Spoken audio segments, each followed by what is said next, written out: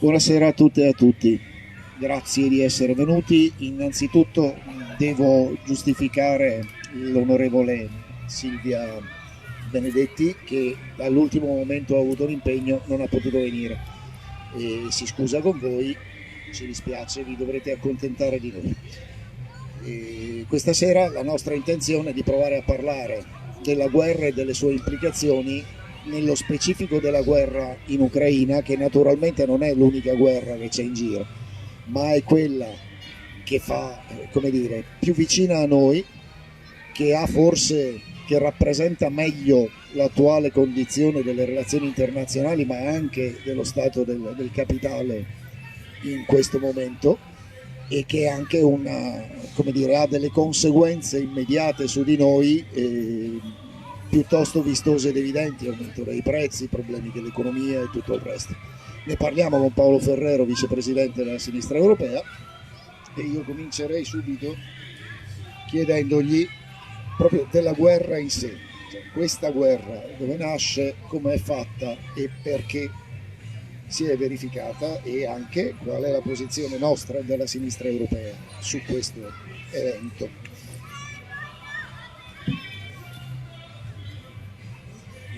Scusate, io sto in piedi, ciao a tutti e tutte.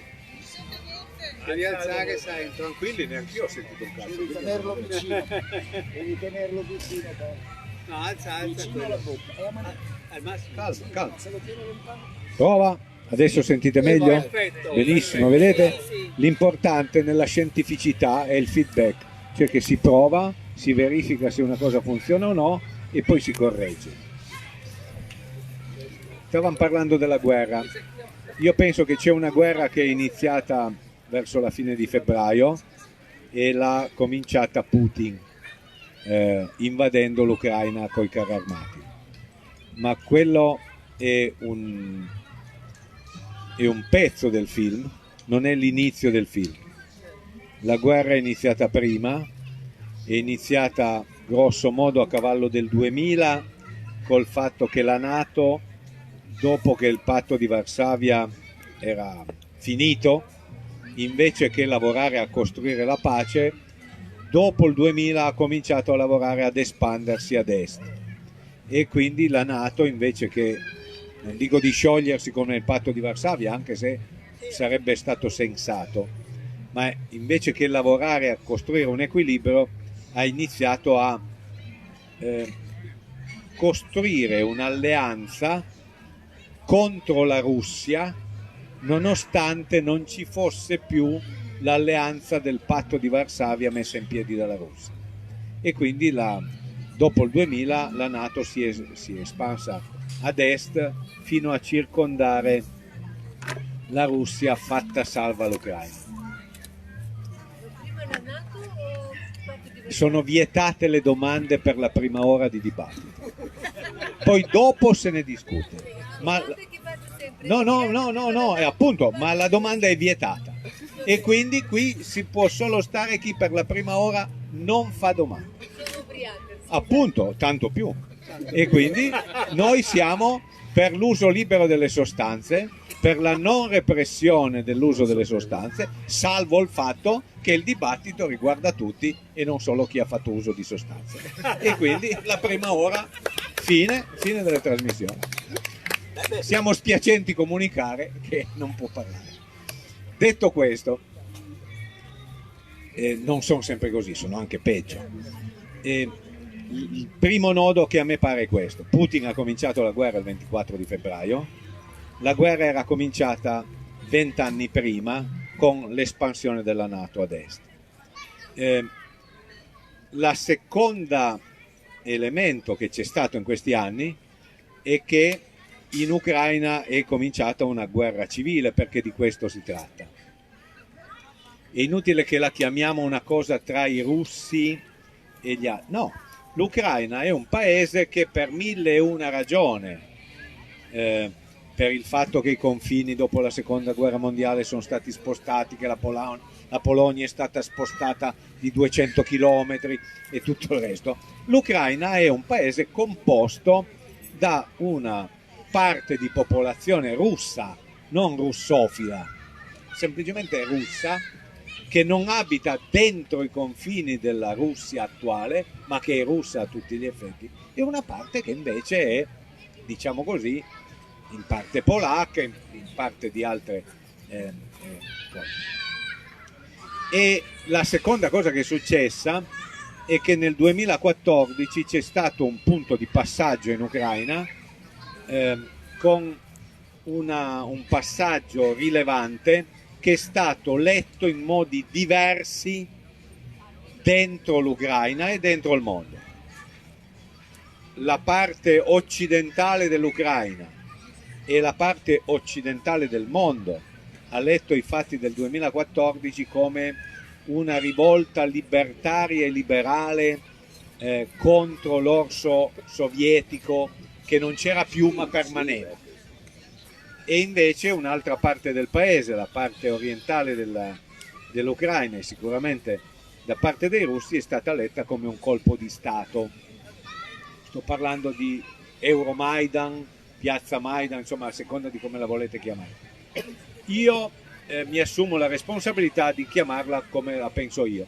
Io penso che fosse un colpo di Stato con basi relativamente di massa, perché bisogna essere precisi nelle cose. Non era un colpo di Stato di 500 persone, era un colpo di Stato che aveva un consenso significativo, ma di colpo di Stato si è trattato perché quando le forze di polizia non sono più in grado di fare fronte alle forze armate che stanno in piazza e c'è un dualismo di potere militare, e quando i generali della NATO telefonano ai loro corrispettivi dell'esercito ucraino dicendo letteralmente di farsi i cazzi loro, e cioè di non metterci il becco dentro, e quando le forze di polizia del paese non sono più in grado di presidiare i palazzi del potere, e quindi può succedere che il presidente del Consiglio sia in balia delle squadre fasciste che scorazzano, io chiamo questo colpo di Stato. Lo è stato in Bolivia quando Evo Morales è dovuto scappare in Messico per non essere ammazzato dalle squadre di fascisti che non erano più fronteggiate dalla polizia di Stato boliviana che faceva parte del golpe. È stato così in Ucraina nel 2014. E così in Ucraina è successo che un presidente legittimamente eletto è scappato dopo un accordo, e che lo stesso Parlamento che aveva eletto quel presidente ne ha eletto un altro sotto minaccia delle squadre fasciste e naziste. Quindi io sono della tesi che nel 2014 è avvenuto un colpo di Stato con basi relativamente di massa, sicuramente a Kiev. Non lo sappiamo nel paese complessivamente, ma di questo si tratta. Da lì in avanti è iniziato un conflitto dentro l'Ucraina, una vera e propria guerra civile nel paese. Ci sono stati degli accordi, e questi accordi, gli accordi di Minsk, Minsk 1, Minsk 2, sono stati regolarmente disattesi dal governo ucraino, che ha impedito il fatto di mettere in campo questi accordi, che prevedevano non solo il cessate il fuoco, ma prevedevano una relativa autonomia delle repubbliche, diciamo, dell'est dell'Ucraina, cosa che è stata impedita in tutti i modi. Anzi,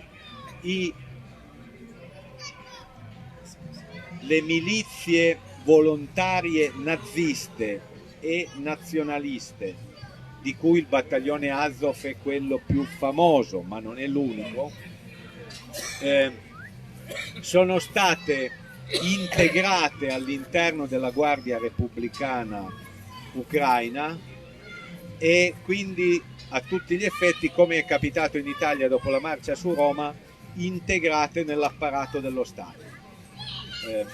E quindi non solo non c'è stato il rispetto degli accordi di Minsk, ma c'è stato l'incorporazione nello Stato ucraino delle bande naziste militari, perché non sono paramilitari, sono militari, armate a quel punto anche di carri armati, incorporate dentro l'apparato dello Stato, e che hanno continuato a bombardare i civili ucraini, ma che stavano nella parte sbagliata del paese.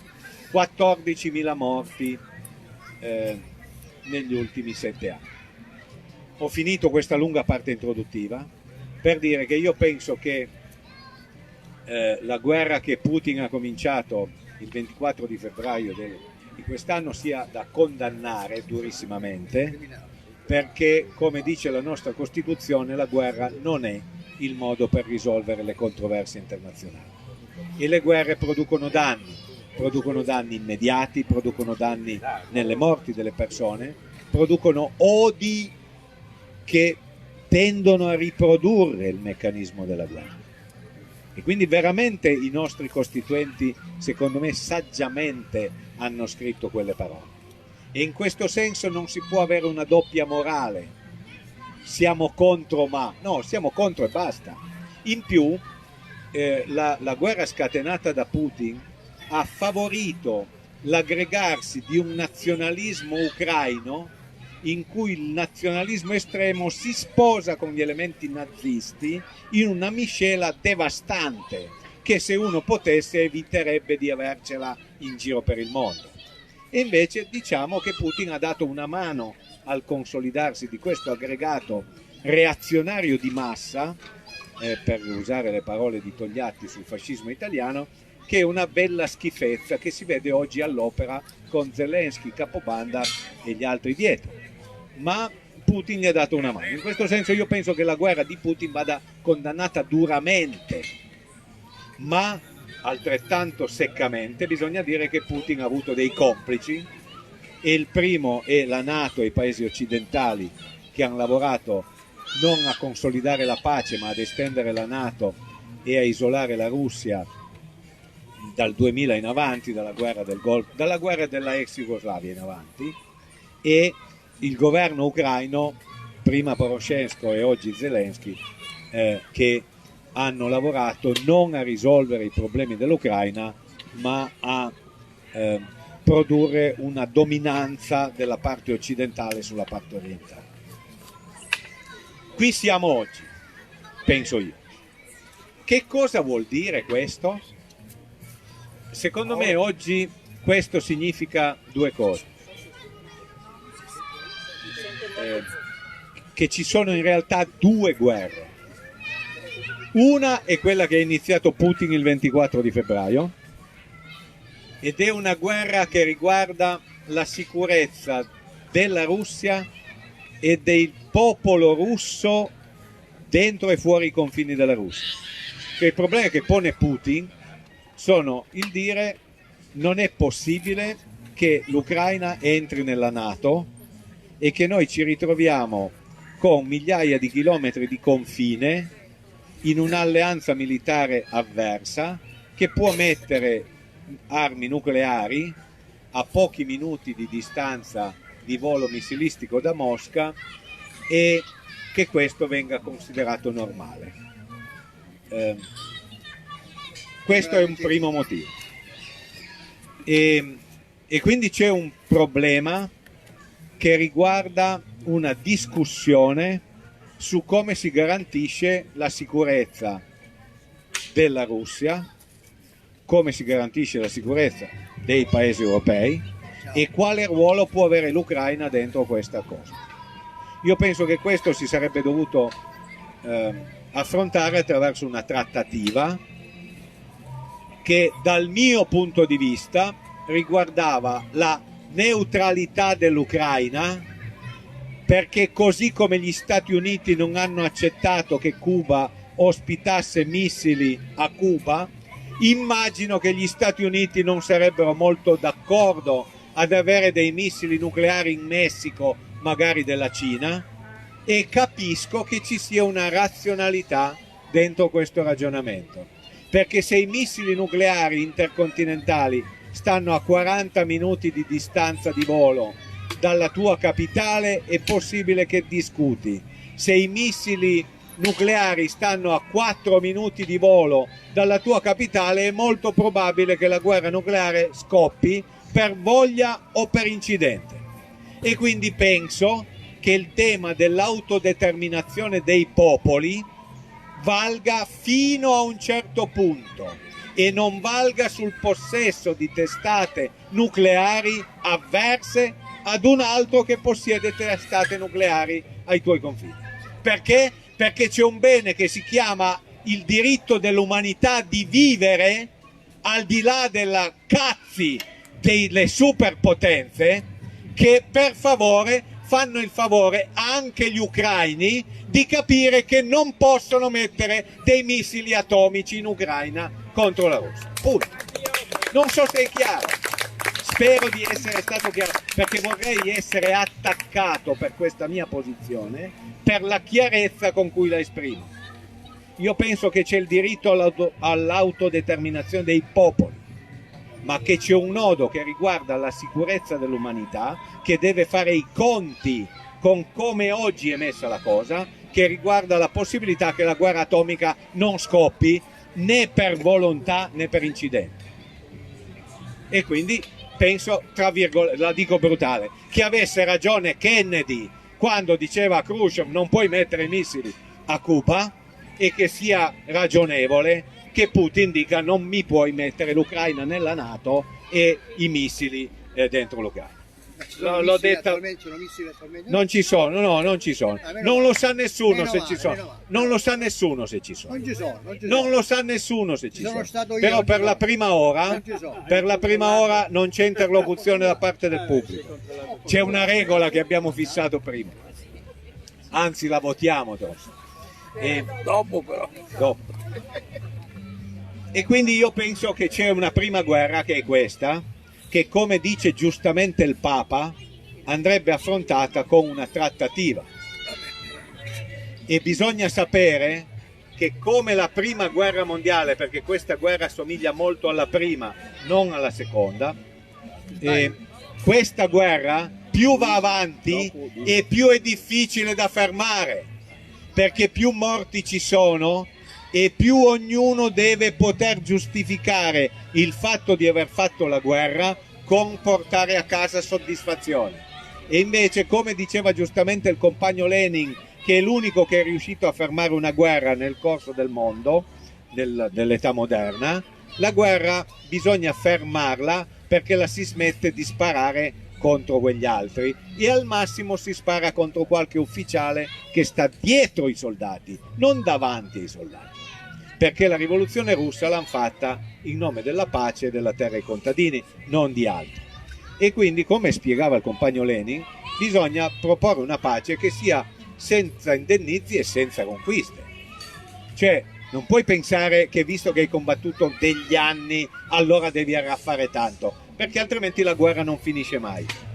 Oggi chi manda le armi in Ucraina e chi insiste sulla necessità di vincere la guerra è semplicemente uno che non vuole la pace, che vuole proseguire la guerra e che possibilmente la vuol fare degenerare in una guerra in cui più nessuno è in grado di gestire nulla. E quindi io penso che l'unica posizione sensata sia quella di dire che bisogna trattare il prima possibile. Sarebbe stato necessario trattare prima dell'inizio della guerra. Il cancelliere tedesco socialdemocratico ci ha provato a proporre agli Stati Uniti e all'Ucraina, al governo ucraino, un compromesso sulla dichiarazione formale che l'Ucraina non entrava dentro la NATO, ma non l'hanno accettata né gli Stati Uniti né l'Ucraina. Adesso stiamo dentro la merda, per usare un termine scientifico, e dentro questa situazione bisogna lavorare a impedire che passi l'idea che la guerra finisce quando i nostri, vista dai russi i loro e vista da noi la NATO, abbia vinto la guerra, perché questa guerra finisce solo con una guerra termonucleare, non finisce in un altro modo. L'idea che una potenza nucleare come la Russia possa perdere la guerra contro una piccola nazione non nucleare come l'Ucraina è una stupidaggine senza senso che solo dei criminali incalliti possono affermare, perché tutti sanno che non è vero e tutti sanno che o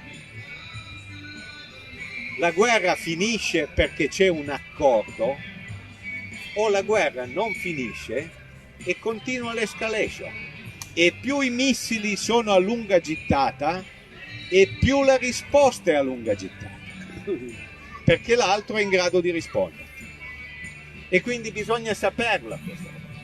In questo senso io penso che quando il nostro Presidente del Consiglio in carica, che dovrebbe occuparsi degli affari correnti, e invece dice che la Crimea è il punto di discrimine sulla trattativa sulla possibile pace, io penso che il nostro Presidente del Consiglio è un terrorista, si chiama Draghi, lo ha già fatto il terrorismo come banchiere quando ha devastato il popolo greco invitandolo alla... c'è un nome preciso, no ma non applaudite, c'è un nome preciso, perché Draghi durante la crisi greca ha provocato il panico bancario. È una cosa precisa. Se voi guardate i film di Walt Disney, c'è quello con Mary Poppins, c'è il bambino a cui il padre, che è un banchiere inglese, gli spiega cos'è il panico bancario, e cioè che tutti si spaventino che le banche reggono e allora vanno a ritirare i loro risparmi. Visto che le banche funzionano perché prestano di più di quello che hanno incamerato, il panico bancario è la cosa più terribile che possa succedere, perché vuol dire che la gente si spaventa, va a ritirare i propri soldi e le banche falliscono, e se falliscono saltano gli investimenti, salta il paese. Draghi è un terrorista bancario perché ha lavorato a produrre il panico bancario in Grecia, quando ha detto io non copro la Grecia e quindi se ritirate i soldi salta tutto, e ha invitato la gente a ritirare i soldi, un delinquente. E adesso ha fatto una cosa simile, dicendo il punto della Crimea è decisivo. Perché io dico che non si può dire una cosa così da parte di un capo di governo, specie se un capo di governo che dovrebbe disbrigare gli affari correnti? Anche la Turchia l'ha detto. Non me ne frega niente. No, Sto parlando di per Draghi. curiosità. Ti ringrazio del suggerimento, ma non è gradito. Prego. Allora, perché Draghi dice questo? E perché non va bene? Perché il governo italiano, con qualche voto contrario, ad esempio il sottoscritto, che era ministro del governo Prodi 2, quando il Kosovo ha dichiarato la sua indipendenza, 2008, il sottoscritto in Consiglio dei Ministri, quando Prodi ha portato il riconoscimento del Kosovo, ha alzato la mano e gli ha detto: scusa Romano, mi spieghi in base a quale norma del diritto internazionale il Kosovo ha diritto di dichiararsi Stato indipendente? Nessuna risposta. Allora richiedo la parola e dico perché a mio parere se Bossi ha abbastanza mitragliatrici e la Germania gli dà abbastanza appoggi, anche la Padania si può dichiarare Stato indipendente con quei criteri con cui l'ha fatto il Kosovo, perché il Kosovo l'ha fatto perché gli Stati Uniti hanno garantito a una regione della Serbia di dichiararsi Stato indipendente. Io penso così. Io sono albanese, non mi Ho dispiace, capito. no? E io penso così. Il 90% di albanesi È sicuro che, come dici tu, erano assolutamente discriminati e poi massacrati. e come... Non è vero questo? Perfetto. Hai discriminati e massacrati. Perfetto. Albanesi. E aspetta, vado avanti. È sicuro che, come dici tu, cioè che il Kosovo, la maggioranza della popolazione che viveva in Kosovo era per l'indipendenza. Esatto. Perfetto, è così. È così. Io penso che questo non sia un motivo per determinare la secessione di uno Stato. La secessione è stata Aspetta, fatta. fermati, ti ho dato ragione sul punto. Adesso però ascolta, visto che sono qua a fare io la relazione, Sì. la faccio io. No, ma le cose La mia opinione è che questo elemento non sia sufficiente per la secessione, perché su questa base non solo l'Italia si spacca in più pezzi, ma si spacca la Spagna, come è palese, si spacca tutto il resto. A occhio, la mia opinione è che in questo modo noi aumentiamo i rischi di guerra in un modo pazzesco e che quindi io sono per usare il diritto internazionale in modo più soft. Però, a prescindere da cosa dice Ferrero, per cui chiedeva a Prodi su che base di diritto internazionale c'è sta roba e loro non mi sapranno rispondere, che cosa succede? Che la Crimea, la maggioranza del popolo della Crimea abbia votato che voleva stare con la Russia, come era prima del 53, perché la Crimea era russa, non era ucraina. Gliela regalò Khrushchev, che era ucraino, presidente dell'UE. C'erano 800 militari russi con le armi. Perfetto, tutto quello che volete, ma anche in Kosovo si può discutere. Io l'unica cosa... Gli ucraini a non reagire No. con il referendum. Fermi, io so che il risultato del referendum è grosso modo quella roba lì. Sarei disponibile a scommetterci, e in ogni caso ci metto la faccia, che a occhio il risultato è lo stesso dal punto di vista della maggioranza in qualsiasi condizione di forze dell'ordine presente in Crimea. Questa è la mia opinione. Se qualcuno pensa il contrario radicalmente, lo dice e lo pensa. La mia impressione è che invece ci sia una discreta maggioranza che la pensa così. Ma il punto qual è? Che oggi la Crimea viene giudicata dopo il referendum che ha deciso di aderire alla Russia, sulla base di che cosa? Di quello che è avvenuto in Kosovo. Infatti le citazioni per dire che quel referendum è legale sono basate su due atti. Uno, l'atto di indipendenza, la dichiarazione di indipendenza degli Stati Uniti, 700, e l'altra dall'Inghilterra, e la seconda il Kosovo. Cioè la stupidaggine, penso io, lo dico al compagno albanese, la stupidaggine fatta col Kosovo ha aperto un vaso di Pandora in cui in qualsiasi regione di qualsiasi stato ci sia una minoranza che però è maggioranza in quella regione, si può determinare un meccanismo attraverso cui tu dichiari l'indipendenza di quel pezzo e se abbastanza gente te lo riconosce da fuori succede che funzioni proprio così. Noi siamo lì dentro in questo casino oggi in Ucraina e segnalo l'atto su cui si basa la Russia per dire che quella roba è legale e lo statuto di indipendenza del Kosovo. Non so se è chiaro il casino. Allora vado oltre questa roba qua perché il problema più importante secondo me è quello che viene dopo. La mia opinione è che oggi ci sia una guerra che ha una caratteristica regionale e che riguarda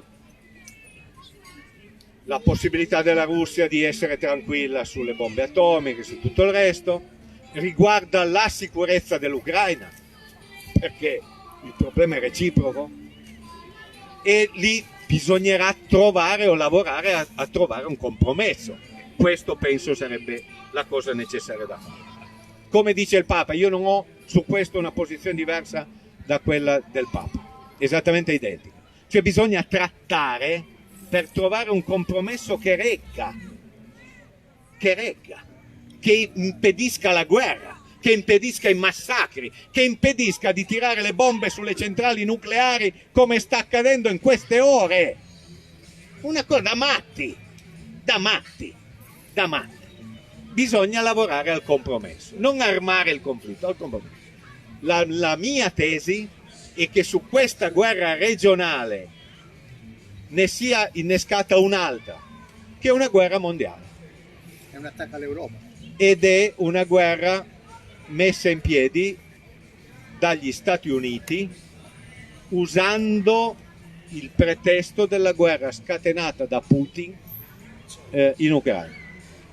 E questa guerra mondiale riguarda secondo me una cosa, ed è se il mondo dei prossimi 50 anni deve essere un mondo multipolare con più poli economici, politici, finanziari, o deve essere un mondo unipolare in cui c'è qualcuno che sta in un livello gerarchico più alto degli altri.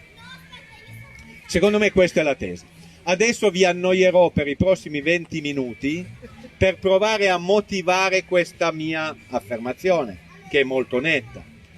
Però vi chiedo scusa perché ci vogliono almeno 20 minuti. Fino all'89 noi avevamo un mondo bipolare, retto sull'equilibrio del terrore. Dopo il crollo dell'Unione Sovietica noi abbiamo avuto un mondo diciamo unipolare, nel senso che gli Stati Uniti sono stati in grado di determinare che cosa succedeva sul piano politico-militare. Faccio un esempio: noi abbiamo partecipato all'invasione dell'Iraq sulla base di balle raccontate da Colin Powell all'Assemblea Generale dell'ONU, agitando delle fialette di farina e dicendo che erano le armi di distruzione di massa di Saddam Hussein, e di quel lazzarone di Tony Blair che in Parlamento inglese ha detto il falso, come ha testimoniato una commissione d'inchiesta del Parlamento inglese, perché la democrazia è una buona cosa, che ha dichiarato che Tony Blair ha detto il falso quando diceva che i servizi gli avevano detto che Saddam Hussein aveva le armi di distruzione di massa. Noi abbiamo distrutto l'Iraq sulla base di menzogne fatte da Colin Powell e Tony Blair. Nessuno ha pagato niente.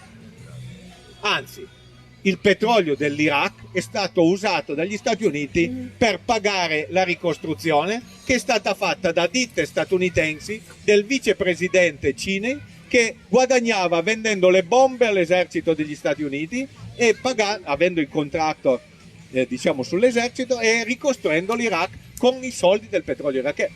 Cioè questo è stato il 2000, no? Gli anni 2000. Mondo unipolare in cui gli Stati Uniti dettavano legge. Gli anni 2000 però sono stati gli anni del dominio statunitense, ma anche gli anni in cui la globalizzazione neoliberista, quella che a noi non piace, perlomeno a me, non voglio tirare dentro nessuno, a me non piace per niente, ma ha determinato una cosa, che il mondo sul piano economico si è sviluppato per ragioni che a me non piacciono, ma si è sviluppato in un modo più egualitario. Banalmente il costo del lavoro in Cina era più basso e le grandi fabbriche hanno decentrato in Cina, e in Cina è cresciuto un proletariato della Madonna, ma è anche cresciuta la ricchezza, perché lì, essendo che il partito comunista cinese, di cui non apro qui la discussione di quanto sia comunista, ma ha lavorato a tenere elementi di controllo sulle tecnologie e sulla finanza rilevanti, fa sì che oggi la Cina non sia semplicemente un paese in cui si è decentrato il lavoro di merda, ma sia anche un paese che possiede grande tecnologia, che possiede, che fa 8 milioni di ingegneri l'anno, che è in grado di competere sul 5G, diciamo su molte delle tecnologie. Si discute su chi sta meglio e chi sta un po' più avanti o un po' più indietro. A cena discutevamo di violinisti, più Stato che mercato. In Cina c'è un numero tale di persone che studiano il pianoforte che tra 20 anni è molto probabile che tra i 10 migliori suonatori di pianoforte del mondo 9 saranno cinesi, perché se i numeri sono enormi quella roba pesa sulla ricerca, pesa sugli ingegneri, pesa sulla finanza, no? Il mondo non si è democratizzato, ma i pesi economici si sono livellati. Ora questi pesi economici hanno un punto che vi chiedo scusa se non riesco a spiegarla da far capire, mi fischiate. C'è un punto che riguarda l'uso della finanza, perché oggi questo mondo, che ha produzioni economiche più livellate, funziona però col fatto che il dollaro la valuta di riserva e la valuta che viene usata per gli scambi internazionali. Questo arriva dal 1944, gli accordi di Bretton Woods, ed è continuata dopo il 71, quando il presidente Nixon ha rotto il rapporto di stretta correlazione negli scambi tra oro e dollaro. Continua tuttora. Cioè il mondo, l'economia mondiale, funziona con una valuta che è quella usata negli scambi. Uno dice, ma questa roba qua alla fine chi se ne frega? Frega, perché? Perché se la mia moneta degli Stati Uniti è la moneta del mio paese, degli Stati Uniti, ma è anche la moneta con cui tutti voi regolate i vostri scambi, può succedere, come succede, che voi siate interessati alla stabilità della mia moneta quanto ne sono io e forse di più. Perché? Perché avete delle riserve delle vostre banche centrali in dollari e perché voi regolate il prezzo del petrolio, del ferro, dell'acciaio, dei cereali, del mais, di tutto quello che comprate, che scambiate, lo scambiate in dollari. È chiaro? Allora cosa vuol dire questo per gli Stati Uniti? Vuol dire una cosa semplice, che gli Stati Uniti possono stampare quanti dollari vogliono, il dollaro continua a mantenere il suo valore anche se ne vengono stampati moltissimi. Ma questo vuol dire una cosa, che il governo che è in grado di avere una signoria sul suo denaro così potente non è obbligato a pagare i suoi debiti. Non so se è chiaro, perché io non debbo lavorare per pagare il debito che ho con te. Basta che stampo un po' di dollari in più. Si chiama signoraggio ed gli Stati Uniti sono l'unico paese al mondo che, in virtù del ruolo che il dollaro ha nei rapporti internazionali, possono fare questo. Spero si sia capito cosa ho detto, ma vi faccio un esempio perché deve essere ben chiaro, perché dovete essere in grado di raccontarla al bar domani questa.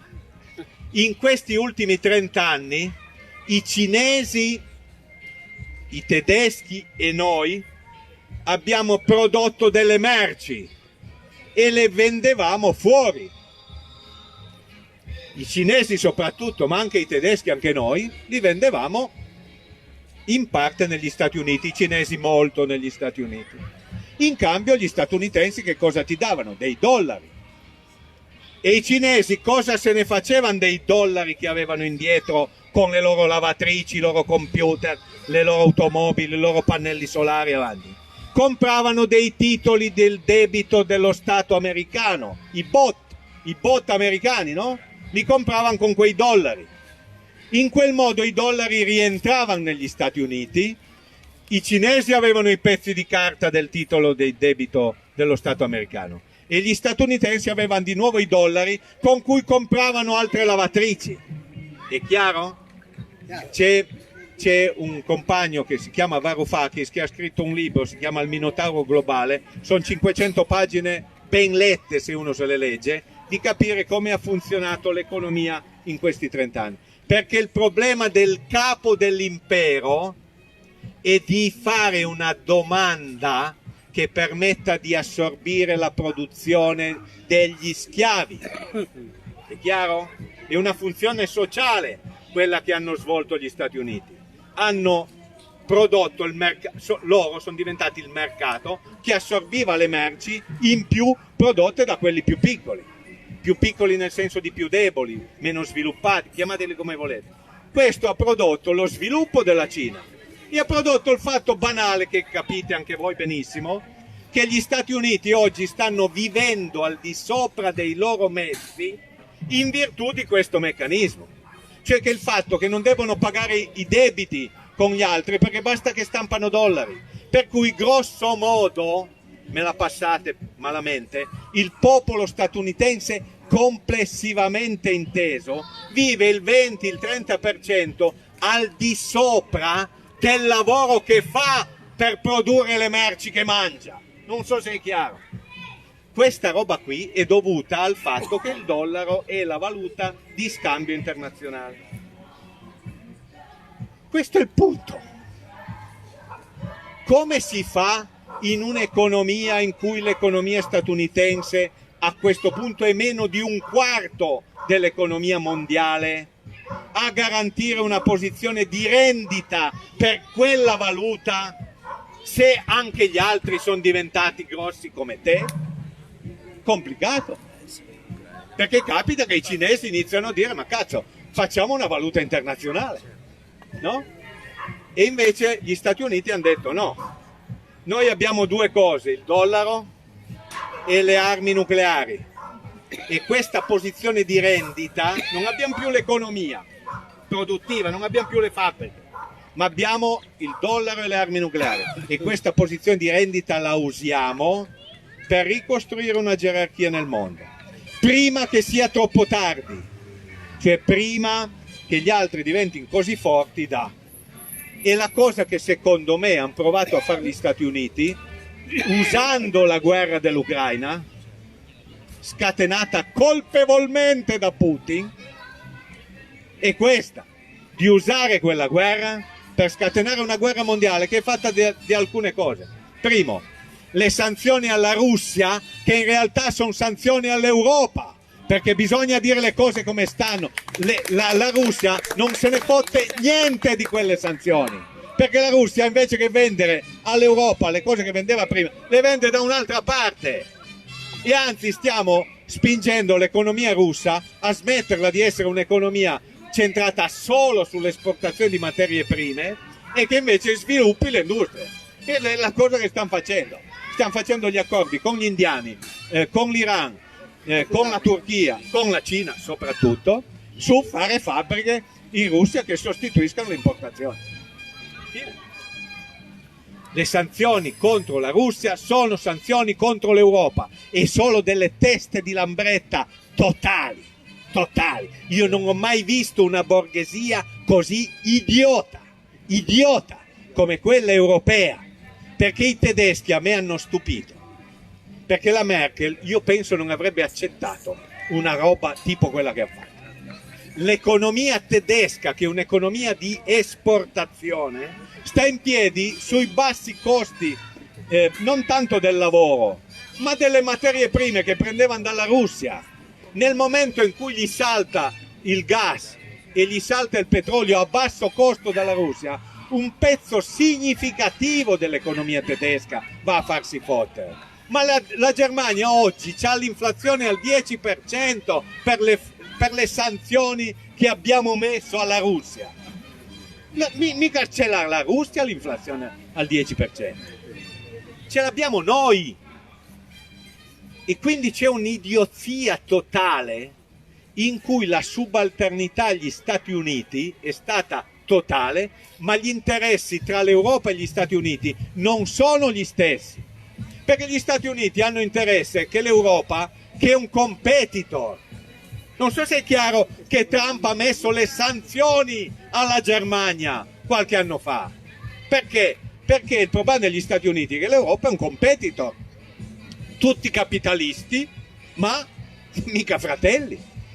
Con questa roba qua ci hanno piantato una martellata sulla testa galattica che pagherà soprattutto la Germania e l'Italia, perché noi, essendo che siamo esportatori come la Germania, pagheremo pesantemente questa roba. Quindi le sanzioni alla Russia sono sanzioni all'Europa. Bisognerebbe toglierle domani mattina se non si fosse della gente senza spina dorsale che non capiscono nemmeno quali sono i loro interessi. Noi non stiamo danneggiando la guerra di Putin, noi stiamo danneggiando la nostra gente, punto. È una cosa demente.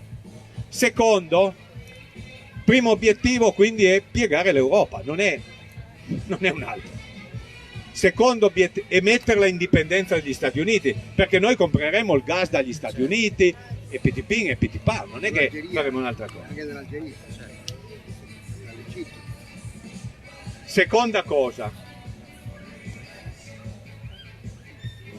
la NATO. Fino a qualche anno fa si discuteva se la NATO aveva ancora senso di esistere o no. Trump, il problema principale di Trump era di far pagare agli europei le spese degli armamenti loro, no? dice dovete arrivare al 2% del PIL di spesa. La NATO è stata ristrutturata in questi 6 mesi come non più alleanza difensiva a centralità europea, ma come alleanza offensiva a centralità Pacifico. I 2 vertici della NATO che ci sono stati in questi mesi hanno visto non solo la partecipazione dei paesi della NATO, non solo la partecipazione di Finlandia, Norvegia, Svezia, cioè quelli acquisiti nuovi europei, ma di Giappone, Corea del Sud, Nuova Zelanda e Australia. E se andate a leggere, cioè il Pacifico, e se andate a leggere i comunicati finali, che sono di un centinaio di punti, non sono cazzate da tema da quinta elementare, sono robe serie che mettono i punti. Metà dei comunicati finali dei 2 incontri dei ministri degli esteri dei paesi della NATO sono contro la Cina, non sono contro la Russia. Perché? Perché il vertice di Madrid di inizio agosto, fine luglio della NATO ha definito che la Cina era un competitor strategico. Cioè il secondo obiettivo degli Stati Uniti, che hanno trasformato la NATO da un residuo della vecchia guerra fredda difensivo in una struttura offensiva su scala mondiale che ha al centro il problema della Cina, non della Russia. Non vi sarà sfuggita la questione della Pelosi, della speaker della Camera a Taiwan e avanti, cioè no? Questo secondo me è il secondo elemento forte che hanno fatto. Il terzo elemento è stata una guerra mediatica, e non tutte le guerre sono delle guerre in cui si raccontano un mucchio di balle. Forse questa più di altre, forse questa come altre, ma certo è molto rilevante la cosa. Questa guerra mediatica, io non voglio entrare nel merito perché penso che non si possono dare dei giudizi sulle singole cose. Io mi limito ad una cosa: penso che io sono per i processi liberali in cui c'è l'accusa e la difesa e c'è la verifica di che cosa è successo. Quando le cose non sono verificabili, io non sono per assumerle come vere. Punto. Da tutte le parti, da tutte le parti. Perché altrimenti uno si infila l'elmetto, se lo tira sugli occhi e non vede più che cosa succede. E quindi penso che bisognerà andare a vedere che cosa è successo effettivamente su tutti i passaggi. C'è un ultimo punto però che volevo toccare, poi la smetto, ed è che gli Stati Uniti pensavano, con le sanzioni e con l'isolamento monetario della Russia, di piegare la Russia. Io ho messo su Facebook, stavo mettendo su Facebook prima che lui mi desse la parola e non ce l'ho fatta, e quindi la metterò dopo, una bella roba di Enrico Letta di 6 mesi fa, che diceva: le sanzioni fatte sono quelle più dure di sempre, distruggeremo l'economia russa nel giro di qualche settimana. Guardate che l'hanno fatta pesante, perché gli Stati Uniti hanno determinato non so come la chiamano loro, ma insomma il sequestro di tutti i conti correnti della banca centrale russa presso le altre banche centrali. È una cosa normale che una banca centrale di un paese abbia una parte, diciamo, della sua ricchezza nei forzieri. L'Italia ha 100 miliardi di dollari, di euro, di lingotti d'oro nei sotterranei, poi c'hai una parte in valute estere, dollari, euro, quello che è, e una parte li hai a casa tua e una parte li hai con gli altri, per un meccanismo che è troppo complicato da spiegare, che riguarda i pagamenti da un paese all'altro, tutto il resto. Insomma, quelli gli hanno fottuto 400 miliardi di dollari, gliel'hanno sequestrati, e in più hanno detto che non si poteva più scambiare nulla coi russi.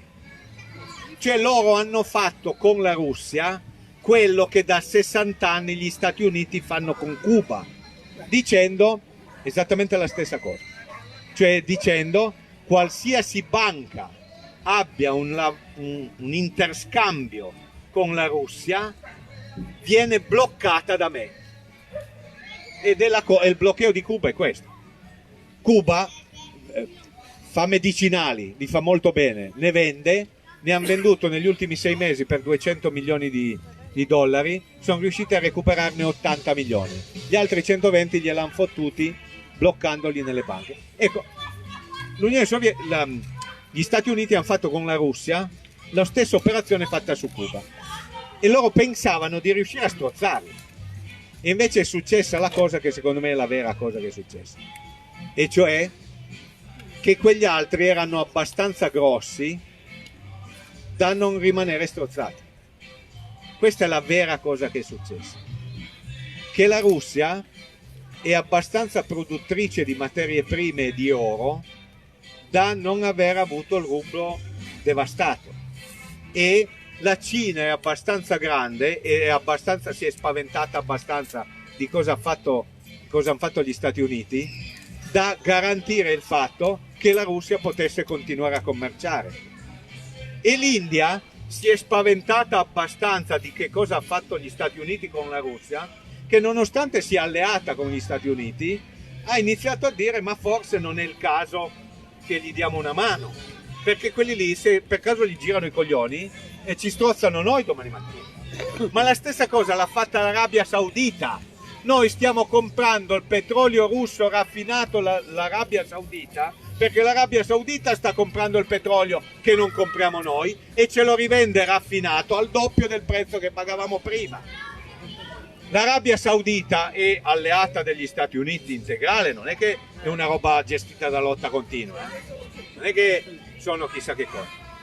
La cosa che è successo è che il mondo reale non si è piegato all'idea che basta avere i missili nucleari e la sovranità del dollaro per fare quello che si vuole.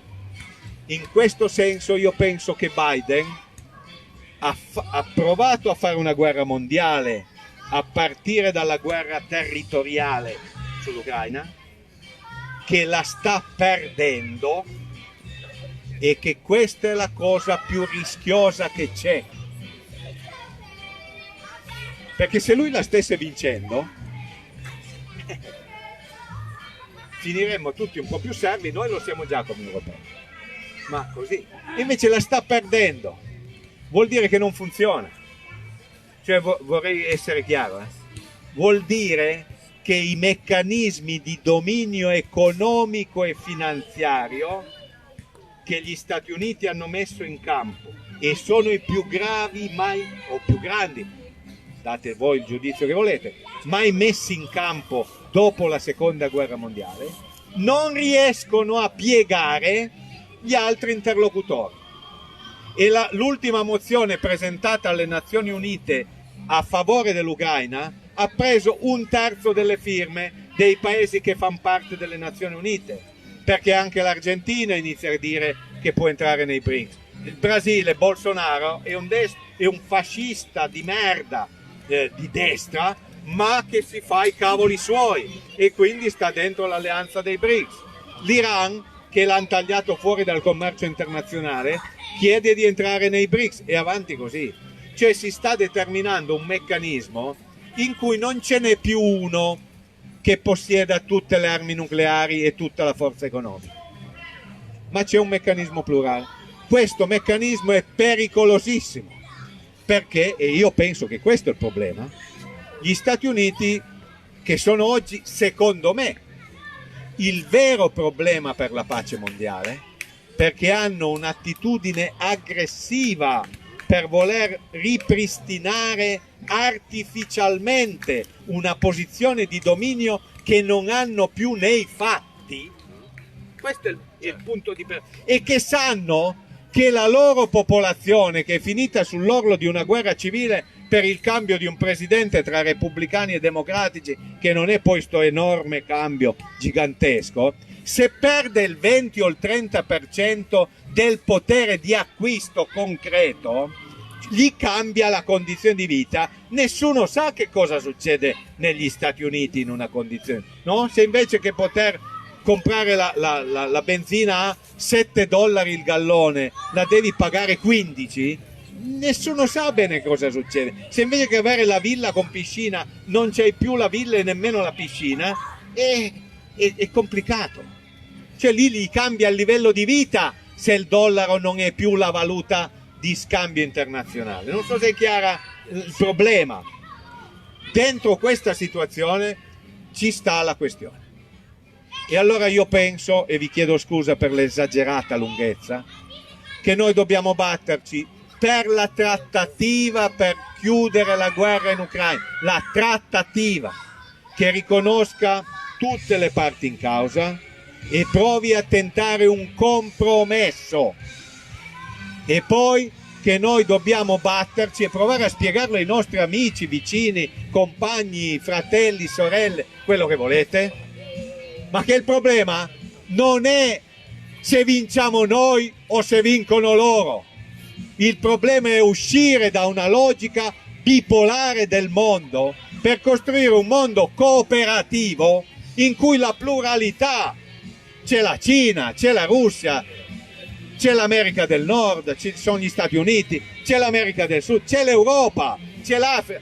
La pluralità del mondo deve essere riconosciuta e bisogna costruire dei meccanismi di cooperazione tra la Cina, la Russia, gli Stati Uniti, l'Europa e quant'altro. Non può essere basata sul confronto militare e sullo scontro economico, perché questa roba porta alla guerra nucleare.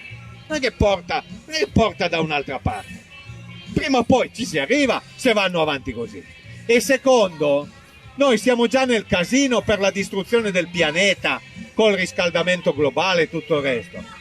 Ma se andiamo avanti con la guerra economica e militare, del problema del clima non se ne frega più niente nessuno. E infatti, appena abbiamo smesso di prendere il gas dalla Russia, abbiamo iniziato a dire usiamo di nuovo il carbone. Subito. Perché uno, se è in guerra, usa quello che c'ha. Allora, noi, dentro questa logica amico-nemico, noi non solo rischiamo la guerra nucleare domani mattina, ma mettiamo le condizioni perché i problemi veri dell'umanità non vengano affrontati e ci rilanciano in una guerra tra i poveri drammatica su scala globale. Allora io penso per questo, in Ucraina trattativa,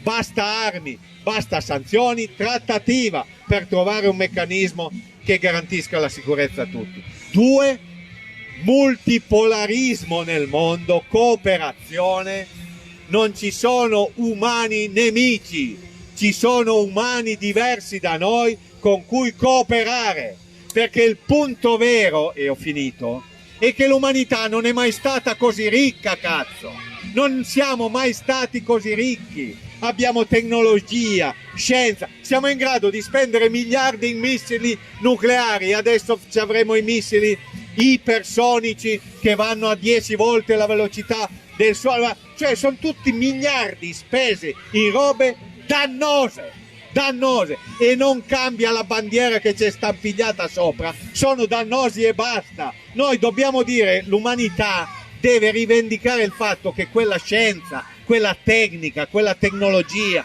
quella capacità di pensare e di usare il lavoro umano va usato, porca miseria, per poter vivere civilmente, per non distruggere l'ambiente. Ma questo è il punto. E il punto è che questo non è un volontarismo demente, impossibile. È possibile oggi, perché se noi dobbiamo spendere il 2% di spese militari, ma mi spiegate perché quei 35 miliardi che mette Draghi per le spese militari non si possono usare per la sanità, l'assistenza, l'istruzione, le case popolari? Ma perché? Lo facciamo noi, lo fanno gli altri, Più spendiamo noi, più spendono gli altri. E più spendiamo per missili, carri armati, tutte cazzate, e più non ci sono le case popolari, c'è una follia.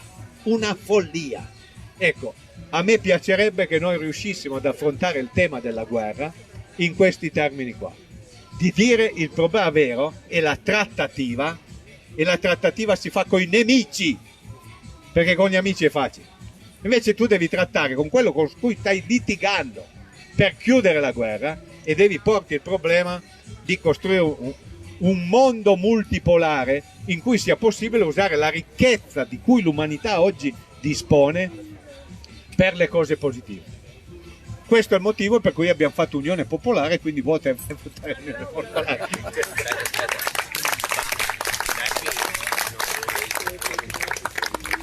Non hai detto niente del fascismo russo. Momento, un momento, Non è adesso. molto diverso da quello che dice Putin, quello che hai detto tu. E so che sei diverso Sì. all'opposto. Allora, in Hai Russia detto quello c'è che una... dice la Russia, uno stato fascista in questo momento. Non hai detto niente. Vieni, se vuoi venire. No, mi hai sentito benissimo.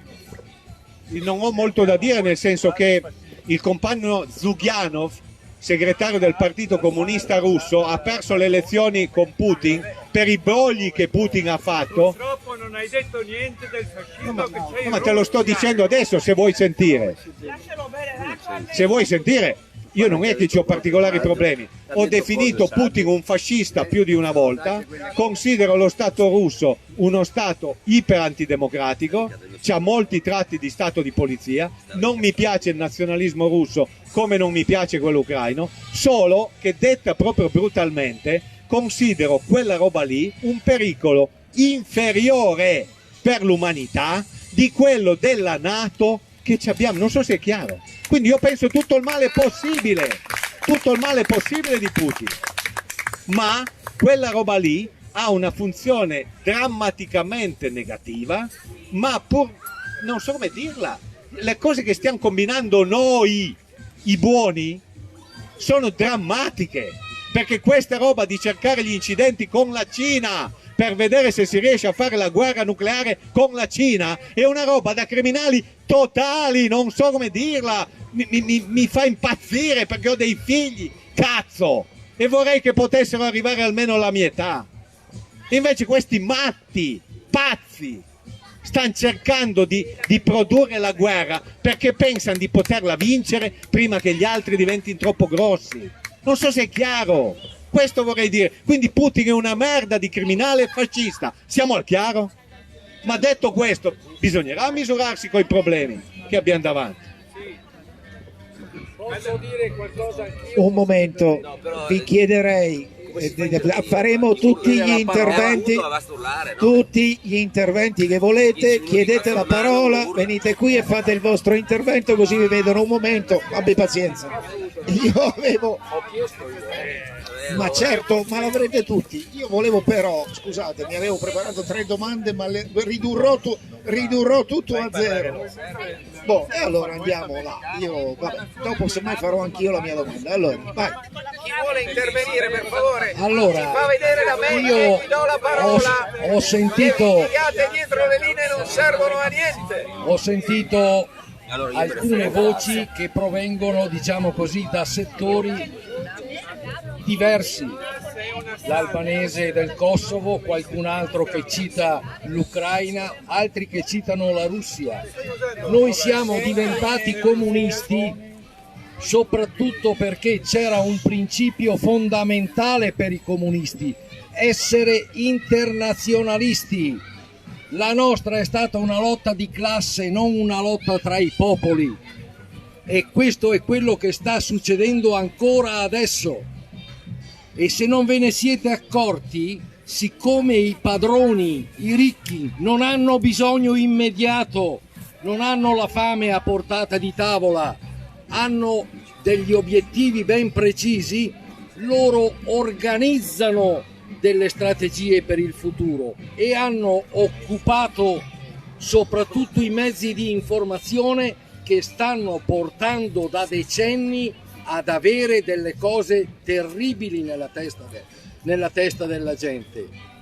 Ma qui stiamo parlando di legalità e di serietà quando ci dimentichiamo un fatto fondamentale di cui nessuno parla. Parliamo dell'attacco all'Ucraina, dell'attacco al Kosovo, dell'attacco alla Serbia ci dimentichiamo, dell'attacco alla Croazia, alla Slovenia ci dimentichiamo. Bene, perché dobbiamo pensare a cose che ci vengono dette dalla televisione e non da quello che è successo? Cari compagni, cari cittadini, voi se volete qualcosa di preciso dovete rivolgervi alla fine dell'URSS, l'Unione Sovietica sotto quel bell'imbusto di Gorbaciov all'inizio del 1991 organizzò un referendum che tutti dicono essere la massima espressione di democrazia, e il 76% della popolazione dell'URSS disse di proseguire con l'esperienza dell'URSS, e in Ucraina il 70,6% della gente disse di voler proseguire con l'esperienza dell'URSS. Solo che pochi mesi dopo, grazie alle infiltrazioni degli Stati Uniti nei vari stati dell'Unione Sovietica, saltò tutto e la volontà popolare fu mandata a ramengo, altro che. E adesso venite a dire che è un problema soltanto di Putin. Putin è un criminale, un cretino, un fascista, chiamatelo come volete, ma dall'altra parte dal 2014 abbiamo un regime neonazista che sta massacrando parti delle popolazioni. E chi è un po' più anziano tra noi si può ricordare che qui in Italia ci fu un momento in cui in Alto Adige, a maggioranza di lingua tedesca, ci fu il terrorismo e una specie di rivolta che fu risolta in modo democratico e non come ha fatto Zelensky o gli altri letamai che l'hanno preceduto, perché qui abbiamo nell'Alto Adige un rapporto con la gente di lingua tedesca che è stato messo come trattato internazionale, che permette a quella gente di avere addirittura certe cose meglio di noi, mentre là nel Donbass hanno ucciso 15.000 persone e stanno facendo il disastro dal 2014. Pertanto noi non siamo contro i popoli ucraini, russi, kosovari, tutti sono popoli che meritano rispetto, e che bisogna guardare con attenzione a chi dirige e per chi dirige quei popoli, perché il signor Zelensky ha la sua villa a Forte dei Marmi e non mi risulta che abbia ospitato profughi ucraini qui da lui, e ci sono gli oligarchi russi e gli oligarchi ucraini che stanno facendo un sacco di soldi, come i venditori di armi americane che stanno facendo un mare di soldi e poi andranno a ricostruire come hanno fatto in Iraq e porteranno via l'Ucraina nel suo senso più generale. L'Ucraina è in vendita perché gli Stati Uniti, i potenti, vogliono che questo paese diventi di proprietà di altri e stanno acquistando terreni agricoli pari all'85% del territorio coltivato in Italia. L'85% del territorio coltivato in Italia è già stato acquistato da 3 multinazionali che fanno riferimento agli Stati Uniti, e tra queste anche la Pfizer, quella che ci vende i vaccini a 20 euro invece che a 2. Ecco. Massimo, perché io ho la luce negli occhi, se qualcuno vuole parlare per favore venga un pochino avanti e alzi la mano, daremo la parola a tutti. Secca e veloce, direi che condivido ovviamente tutto questo, è molto facile. Allora, io ho domanda molto, non uso aggettivi per non sento nulla. Devi parlare vicino non uso aggettivi per definire una parte piuttosto che l'altra. L'unica cosa che chiedo è, nella logica della percezione della sicurezza nazionale di un paese, nella logica della percezione della sicurezza nazionale di un paese, che sta alla base della scienza e della sociologia internazionale, chiedo che cosa avrebbe dovuto fare, non è una provocazione, è una domanda scientifica, che cosa avrebbe dovuto fare Putin? Chiedo, perché lei ha citato i 62. Quindi è una domanda scientifica questa, non vado sull'emotività. Prego? Alzate il microfono. Non si può più devi parlare a loro, non a me, e vicinissimi. Ho chiesto una domanda scientifica della logica della sicurezza nazionale che sta alla base della sociologia internazionale, della sicurezza di ogni paese. Cosa avrebbe dovuto fare un capo di Stato, che nello specifico è Putin? Non uso aggettivi per definire Putin piuttosto che Biden. Cosa avrebbe dovuto fare Putin, così come fece nel 62 Kennedy? Questa è al di là del fatto che poi sono convinto che la guerra in Ucraina sia esacerbata volontariamente e ci sia una stretta connessione con l'Indo-Pacifico, però non voglio andare oltre. Occorre aggiungere... Grazie. che lo- Luigi, vieni qui. No, da qui si sente... Non sento quelli. Luigi, c'è gente che ci guarda su Facebook e non ti sente. Lo dico ad Non alta ti... voce! Occorre aggiungere che la sicurezza di cui parlava Ferrero, di Putin e della Russia, me la spieghi con la Cecenia, me la spieghi con la Georgia.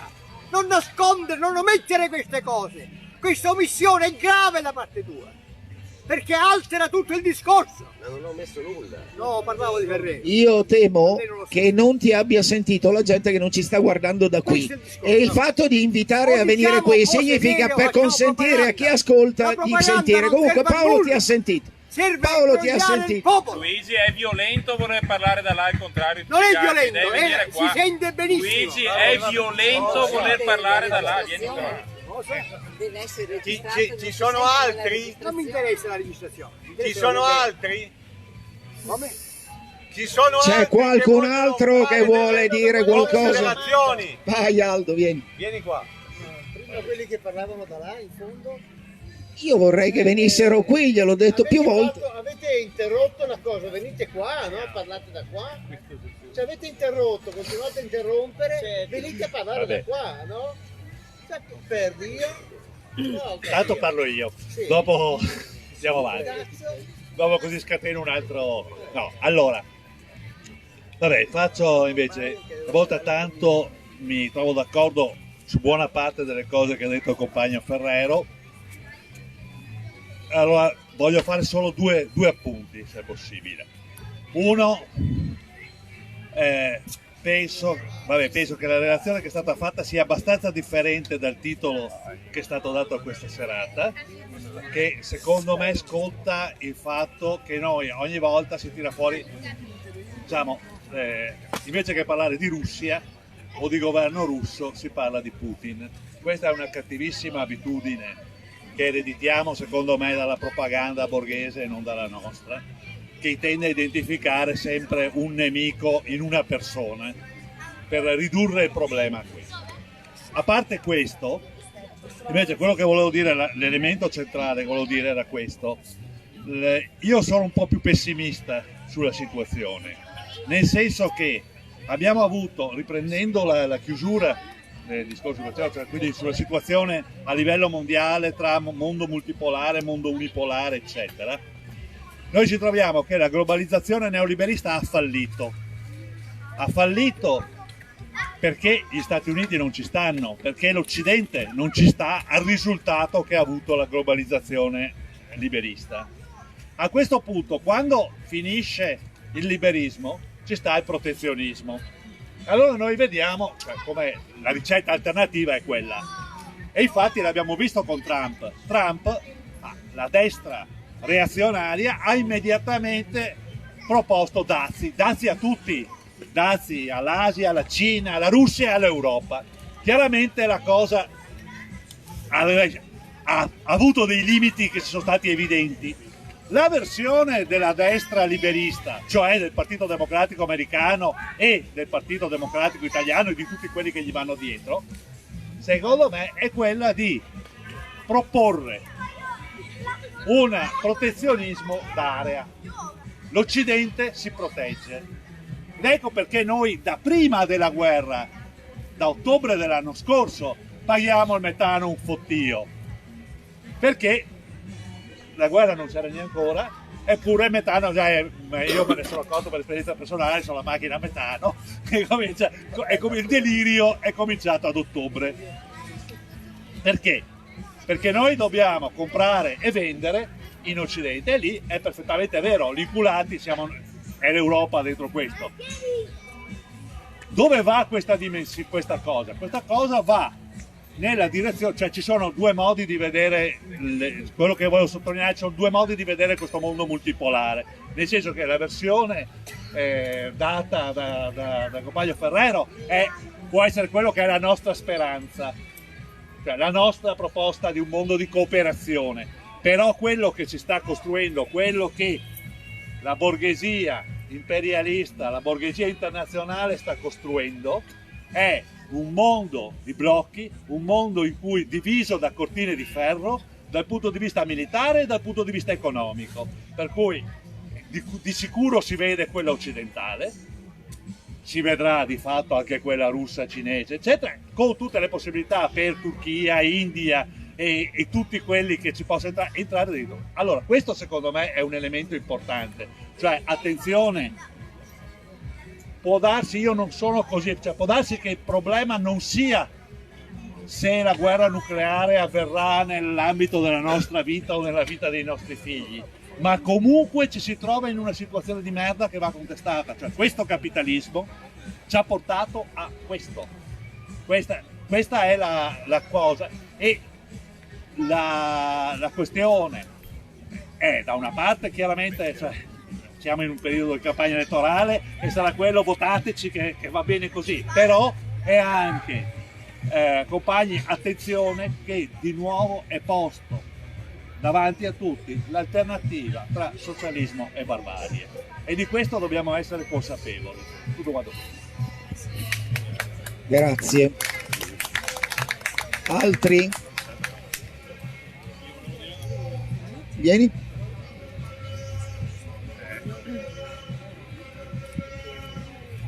Ah sì, anch'io sono d'accordo abbastanza stranamente col compagno Ferrero. C'è solo una cosa che volevo aggiungere, secondo me non c'è tanto. Mi sentite? No, secondo me noi dobbiamo anche un po' correggere noi un aspetto, aspetto minore del discorso, gli aspetti più importanti sono già stati trattati. Però secondo me noi come sinistra dobbiamo correggere un nostro difetto, no? Cioè, ci sono i fascisti che sono dei feticisti delle armi. Parlano tutto il giorno del cannone più grosso che spara, dell'aereo più... Noi invece siamo uguali nel senso opposto. Cioè non abbiamo una visione neutra nei confronti delle armi, no? Ma abbiamo una visione moralistica, no? Quando noi mettiamo il moralismo nella conoscenza, gliela stiamo mettendo in quel posto a Marx, no? Quindi noi dovremmo avere un interesse scientifico nei confronti del progresso tecnico delle armi, no? Dopo giudicarle moralmente negative, ma intanto se c'è bisogna conoscere il nemico, altrimenti non funziona più. Ora, è successo negli Stati Uniti, anche per il mercato delle armi, quello che è successo altrove. Negli ultimi 30 anni, 40 anni circa, gli investimenti diretti nella ricerca militare, sul numero degli investimenti nel campo militare degli Stati Uniti, sono passati circa dal 45 al 10%.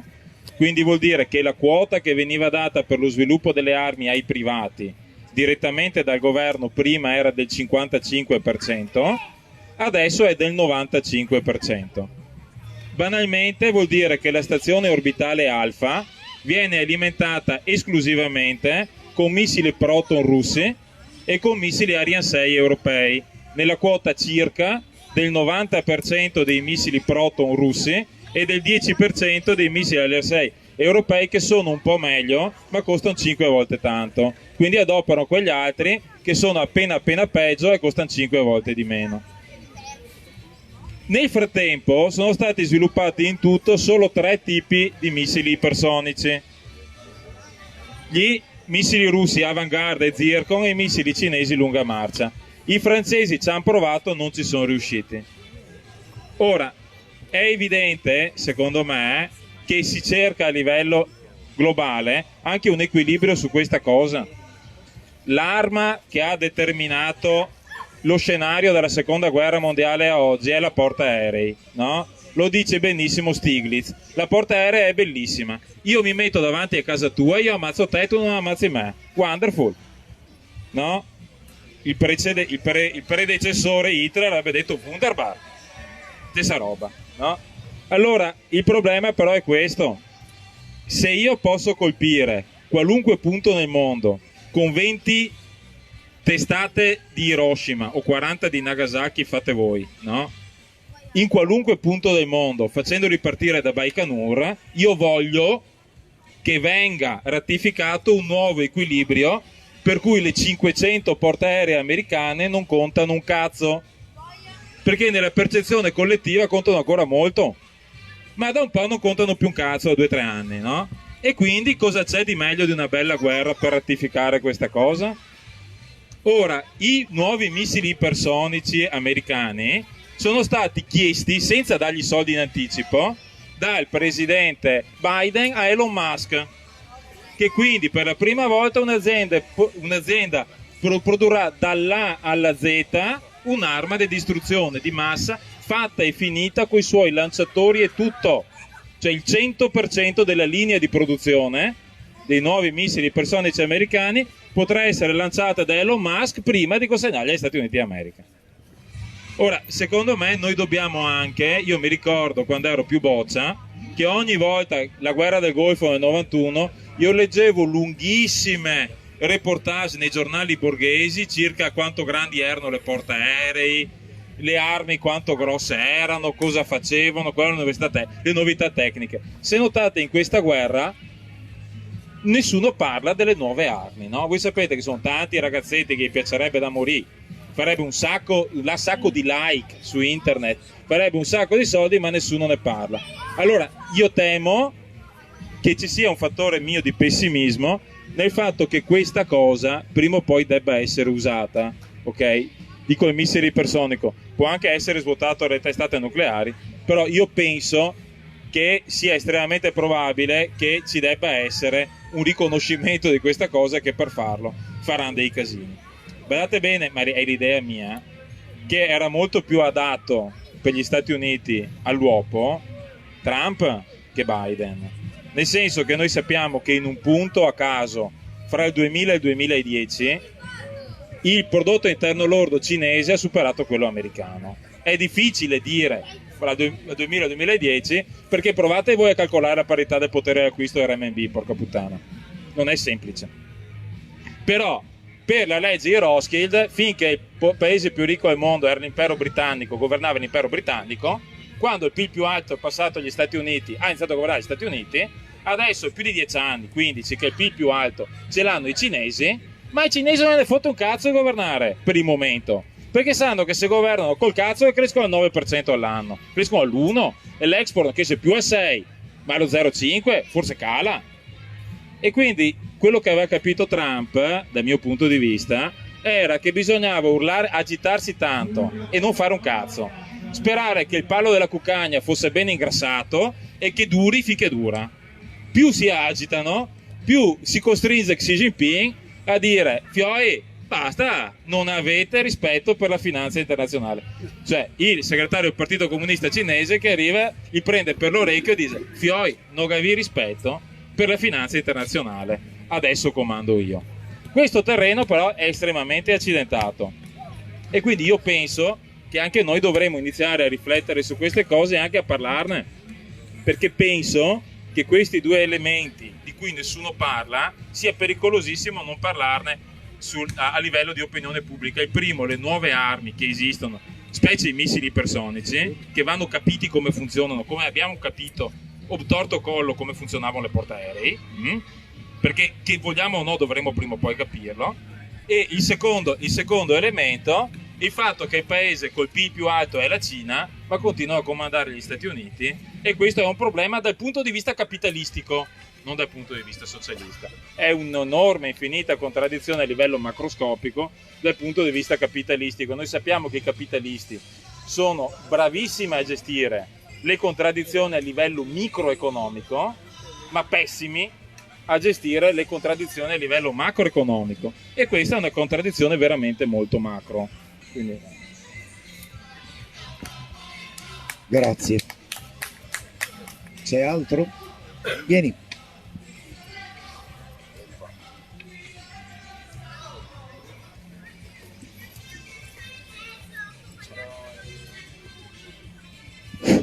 Vorrei chiedere a al relatore, che ho visto qualche volta in Val Susa ai cortei, e vorrei chiedergli chi è che fa questo, che riesce a fare questo compromesso di cui dicevi. Sono d'accordo con la tua analisi sull'imperialismo, la crisi, il capofila americano, il fatto che gli americani dalla fondazione, mi è parso di vedere, ho avuto una visione che c'era toro seduto e aquila rossa su una nuvoletta che dicevano beh, questo Putin è un bravo ragazzo, veramente gli sta stangando il presidente che è a Washington. Allora si è innescata prima in periferia, poi sempre più al centro, la crisi è diventata guerra. Adesso dicono addirittura la grande guerra, se non guerra mondiale, ma è già un po' guerra mondiale. Allora, chi è che ferma adesso questa guerra, che in fondo è sempre la solita guerra, cazzo, perché è l'imperialismo che è in crisi. Evidentemente per noi bisogna rovesciare l'imperialismo, se no non si risolve mai. Ma nella fase, come si fa? Con i deputati che saranno eletti dell'Unione Popolare, purtroppo non credo, magari, sì, magari. E allora come si fa a far cambiare la direzione, a fargli il compromesso alla borghesia europea con la Russia, diciamo così? Su cosa? Perché bisogna ipotizzare qualcosa se non discutere, perché qui ci vuole anche un movimento, qualcosa che non... Quello che vedo drammaticamente, fermo le cose oggi in Italia. Ho visto che ci sono scioperi in Spagna, ci sono scioperi perfino in quella reazionaria di Inghilterra. Qua è il sindacato italiano contro il caro vita, eccetera, il vertice mi pare drammaticamente fermo. Vedo i dirigenti affollare le liste del Partito Democratico, ma di sicuro non preoccuparsi. Cioè, io penso che solo un movimento, la situazione diventa sempre più pericolosa anche qua.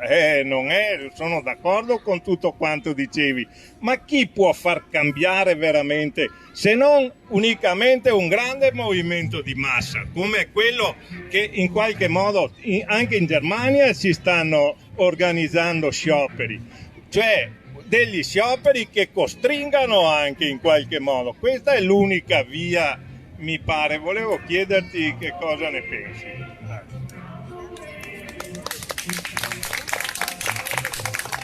Qualcun altro? Allora io... Sì, vieni.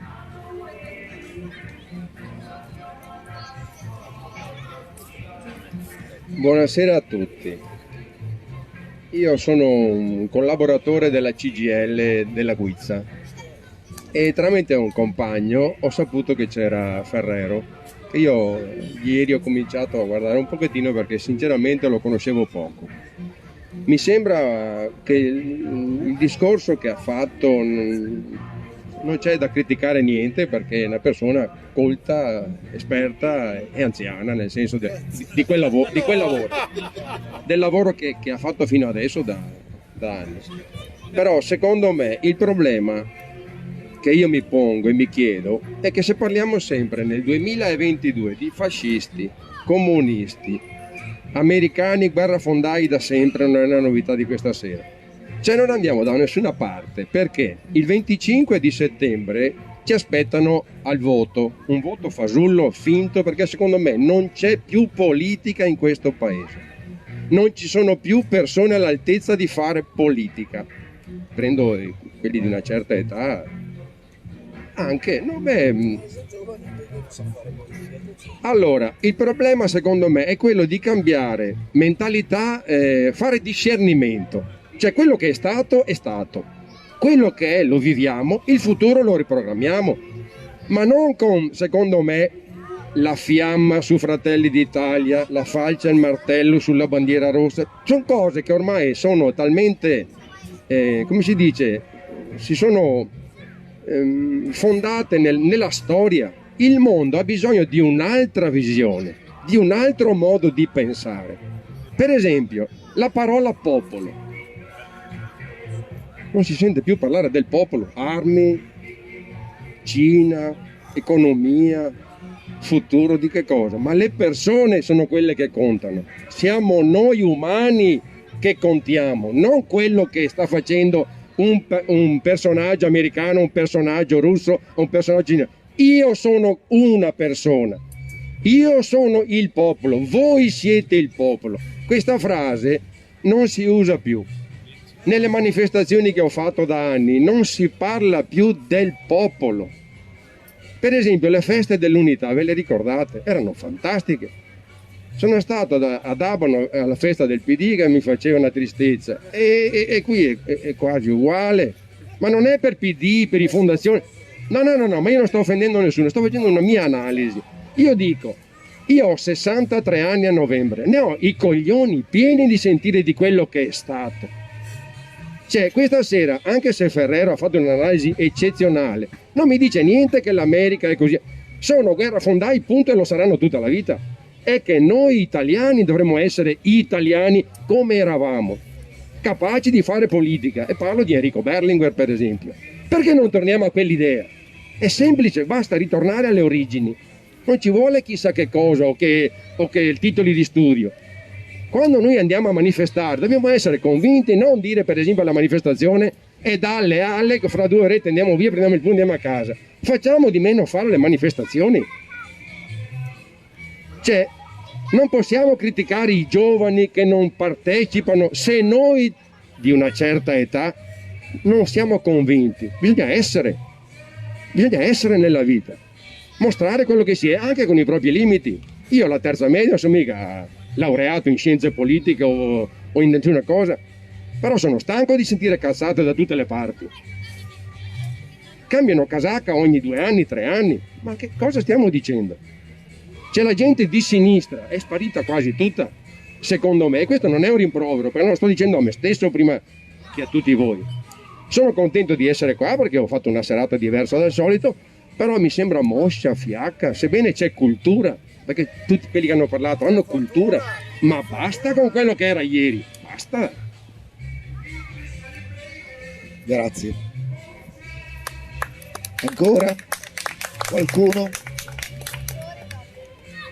Allora, scusami Paolo, vorrei in un attimo dire anche un altro paio di cose, a parte rivendicare la bellezza di questa festa e la fatica che hanno fatto i compagni per metterla su e quanto questa assomigli molto di più di altre, perché noi non le facciamo né con le cooperative, né le cose, si fa col sudore della gente che costruisce, e ci tengo a ringraziare i compagni che ci hanno messo il lavoro e la fatica e ce la stanno mettendo. Detto questo, visto che si parlava di cose sbagliate che facciamo, allora a me pare, e chiedo a Paolo cosa ne pensa, che ci sia una cosa da cui dobbiamo sfuggire. Io ho sentito interventi intelligenti ma che tendevano a dire ha più ragione questo o quello. Qui il problema è che hanno torto tutti e che noi è da quella logica che dobbiamo uscire, dalla logica dei nazionalismi, dalla logica di guerre fra imperialismi, perché questa è la guerra in Ucraina esattamente come lo era quella del Vietnam 50 anni fa, né più né meno, e che dobbiamo dire che non è possibile continuare a ragionare in quel modo.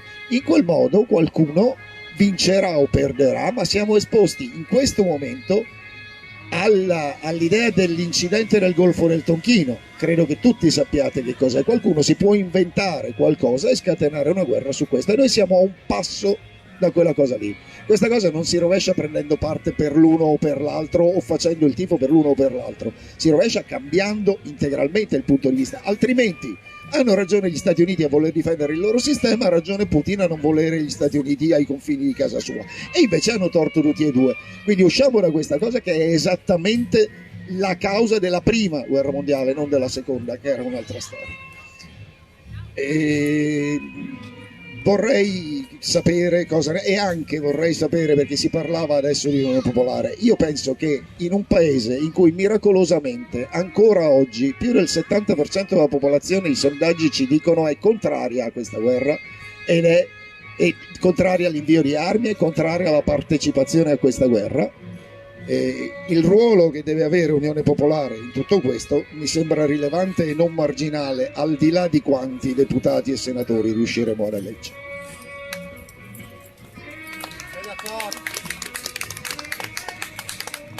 Ma sui vari problemi posti,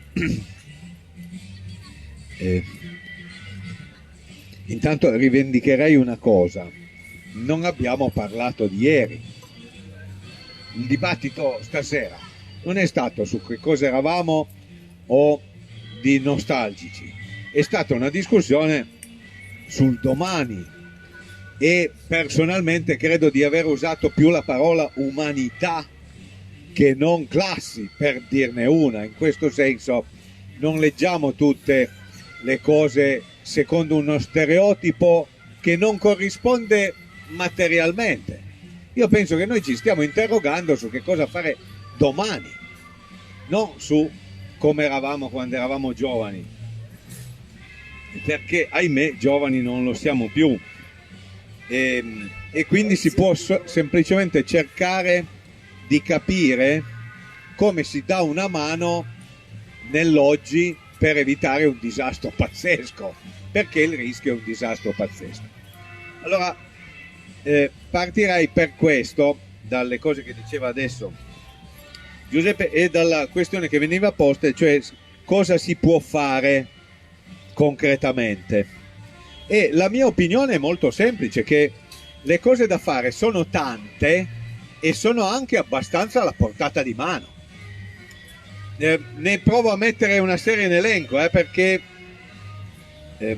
faccio una dichiarazione a verbale. Io sono un rivoluzionario comunista, credente, valdese, quello che volete, ma a me le ipotesi magiche, cioè che a un certo punto tac succede e tu lo puoi chiamare come cazzo ti pare, movimento, partito, a seconda delle culture, uno lo chiama, qualcuno pensa che è il Padre Eterno, qualcuno Allah, e avanti. No, a un certo punto tac c'è uno che fa un miracolo e il mondo no, non succede. Ci sono dei processi che tu puoi lavorare, puoi operare affinché si determinino, puoi favorire o puoi contrastare, ma il punto sono sempre dei processi, non è mai l'ora X in cui c'è il miracolo. Questa roba qua succede solo nelle favole, non succede nella realtà. Allora, a proposito di processi, io penso che ci sono delle cose che bisogna vedere. Ad esempio, prendiamo qual è secondo me la contraddizione fondamentale del campo che vuole continuare la guerra. La contraddizione fondamentale, a mio parere, è che non coincidono gli interessi tra gli Stati Uniti e l'Europa. E dentro questa contraddizione fondamentale, che chi ha da perderci di più è la Germania, e che la Francia, per tradizioni di cultura politica, cioè che c'è stato De Gaulle, non è immediatamente genuflessa agli Stati Uniti, ma mantiene una qualche postura, no? Continuano a fare dei film invece che a trasmettere solo quelli degli altri, no? Fanno dei film che dicono, fanno delle cose diverse da quegli altri, hanno un'idea, magari a volte anche che sta antipatica, perché i francesi talvolta sono antipatici nella loro idea di grandeur, ma nella loro idea di grandeur c'è anche il fatto che dicono on travaille pas con les italiens, perché loro un lavoro di merda come facciamo noi non hanno accettato di farlo e hanno inchiodato Macron sia sul lavoro precario che sulle pensioni. Tanto di cappello ai compagni della CGT e a quelli dei gilet gialli in Francia. Allora, perché cito la Francia e la Germania? Perché secondo me c'è un qualche tratto di sofferenza in queste elite. Parlo delle elite, non parlo dei compagni. Parlo di Macron, parlo dei socialdemocratici tedeschi. C'è un tratto di sofferenza perché si rendono conto che si stanno martellando le ginocchia. Non è che sono completamente cretini. Allora, in questo l'Italia ha giocato un ruolo demente e Draghi un ruolo terrificante. terrificante. Noi siamo stati i più allineati, infatti l'hanno premiato, siamo stati i più allineati totali, mai detto beh. Macron più di una volta di fronte a Biden che diceva che l'altro era un terrorista, un genocida, diceva no, non si può dire, cioè gli ricordava la grammatica delle relazioni tra vicini, che se tu insulti l'altro totalmente non ci puoi più abitare vicino, nemmeno 10 anni dopo. Macron e i tedeschi hanno mantenuto qualche elemento. Allora, qual è la cosa? Per questo motivo, ad esempio, io qualche mese fa, un po' inascoltato dal mio punto di vista, ma ognuno ha i suoi tratti di egocentrismo, invitavo e sfidavo la Lega e i 5 Stelle, che dicevano che erano contro la guerra, a tirare via la spina al governo Draghi, cazzo.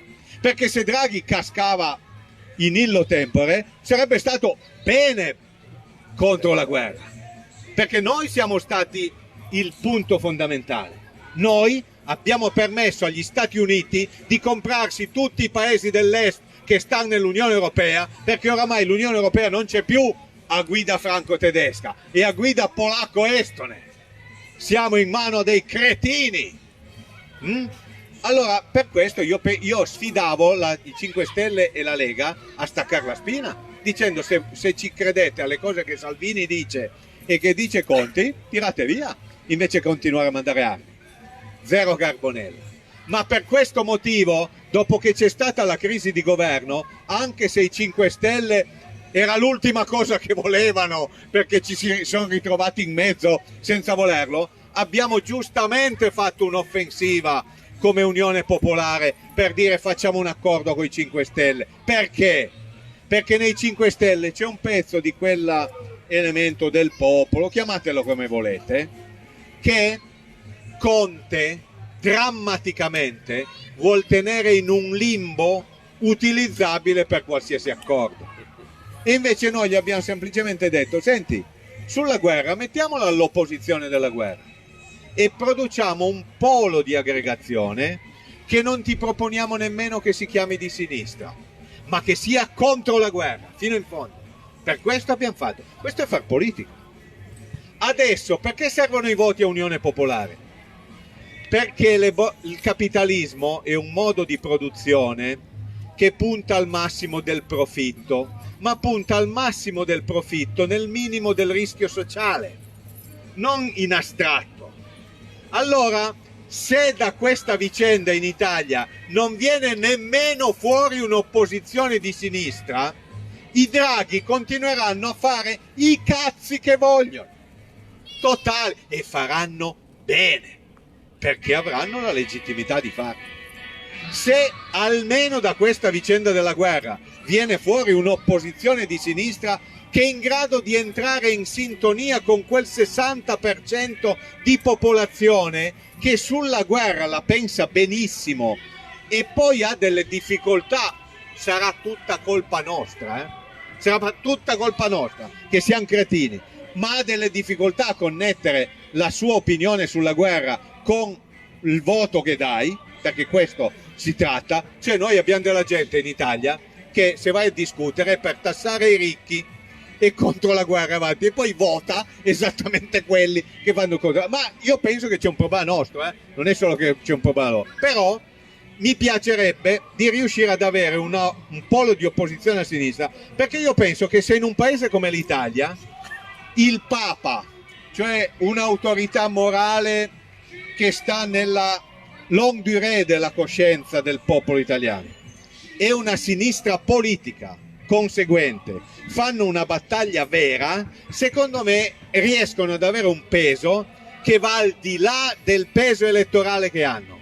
Tant'è che il Partito Comunista Italiano ha cambiato l'Italia dall'opposizione molto di più di quanto non l'abbia fatto chiunque di noi, a partire dal sottoscritto, al governo. Perché? Perché se hai una forza politico-culturale sociale, tu riesci ad incidere. Il problema è che in Italia c'è solo il Papa.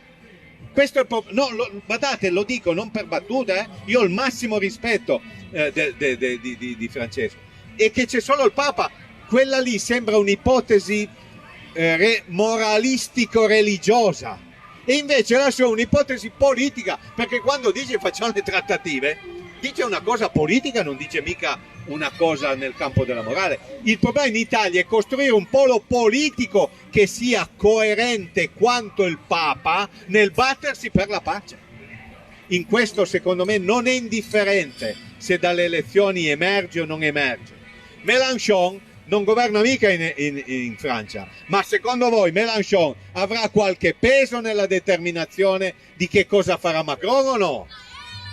Perché è una stupidaggine quella che ci hanno raccontato, che c'è il bipolarismo e che chi vince prende tutto, come il campionato di calcio. No? Ci hanno raccontato che il mondo funziona come una partita di calcio, vince A o vince B. È una cazzata, non funziona così il mondo funziona che certo che se vinci è meglio vincere che perdere, ma poi devi fare i conti che l'altro esiste, e se l'altro ha una forza devi mediare, e se l'altro è capace a motivare le cose che dice devi fare attenzione. Questi se ne possono fottere che la maggioranza del popolo italiano è contro l'invio delle armi, perché se non c'è nessuna espressione politica di quella roba lì, loro puntano al fatto che più la gente è contro l'invio delle armi e più loro continuano a mandarle, più la gente si sente frustrata e pensa che la politica è una merda e meno andrà a votare e più loro faranno i cazzi che vogliono. È chiaro?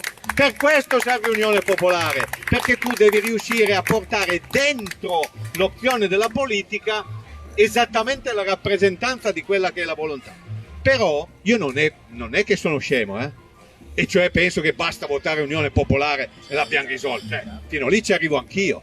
Ad esempio io penso che la cosa che noi dobbiamo provare a fare è la costruzione di un movimento contro il caro vita pulito, cioè di dire scusate, ma c'è l'inflazione al 10%, ma avremmo diritto a mantenere i salari?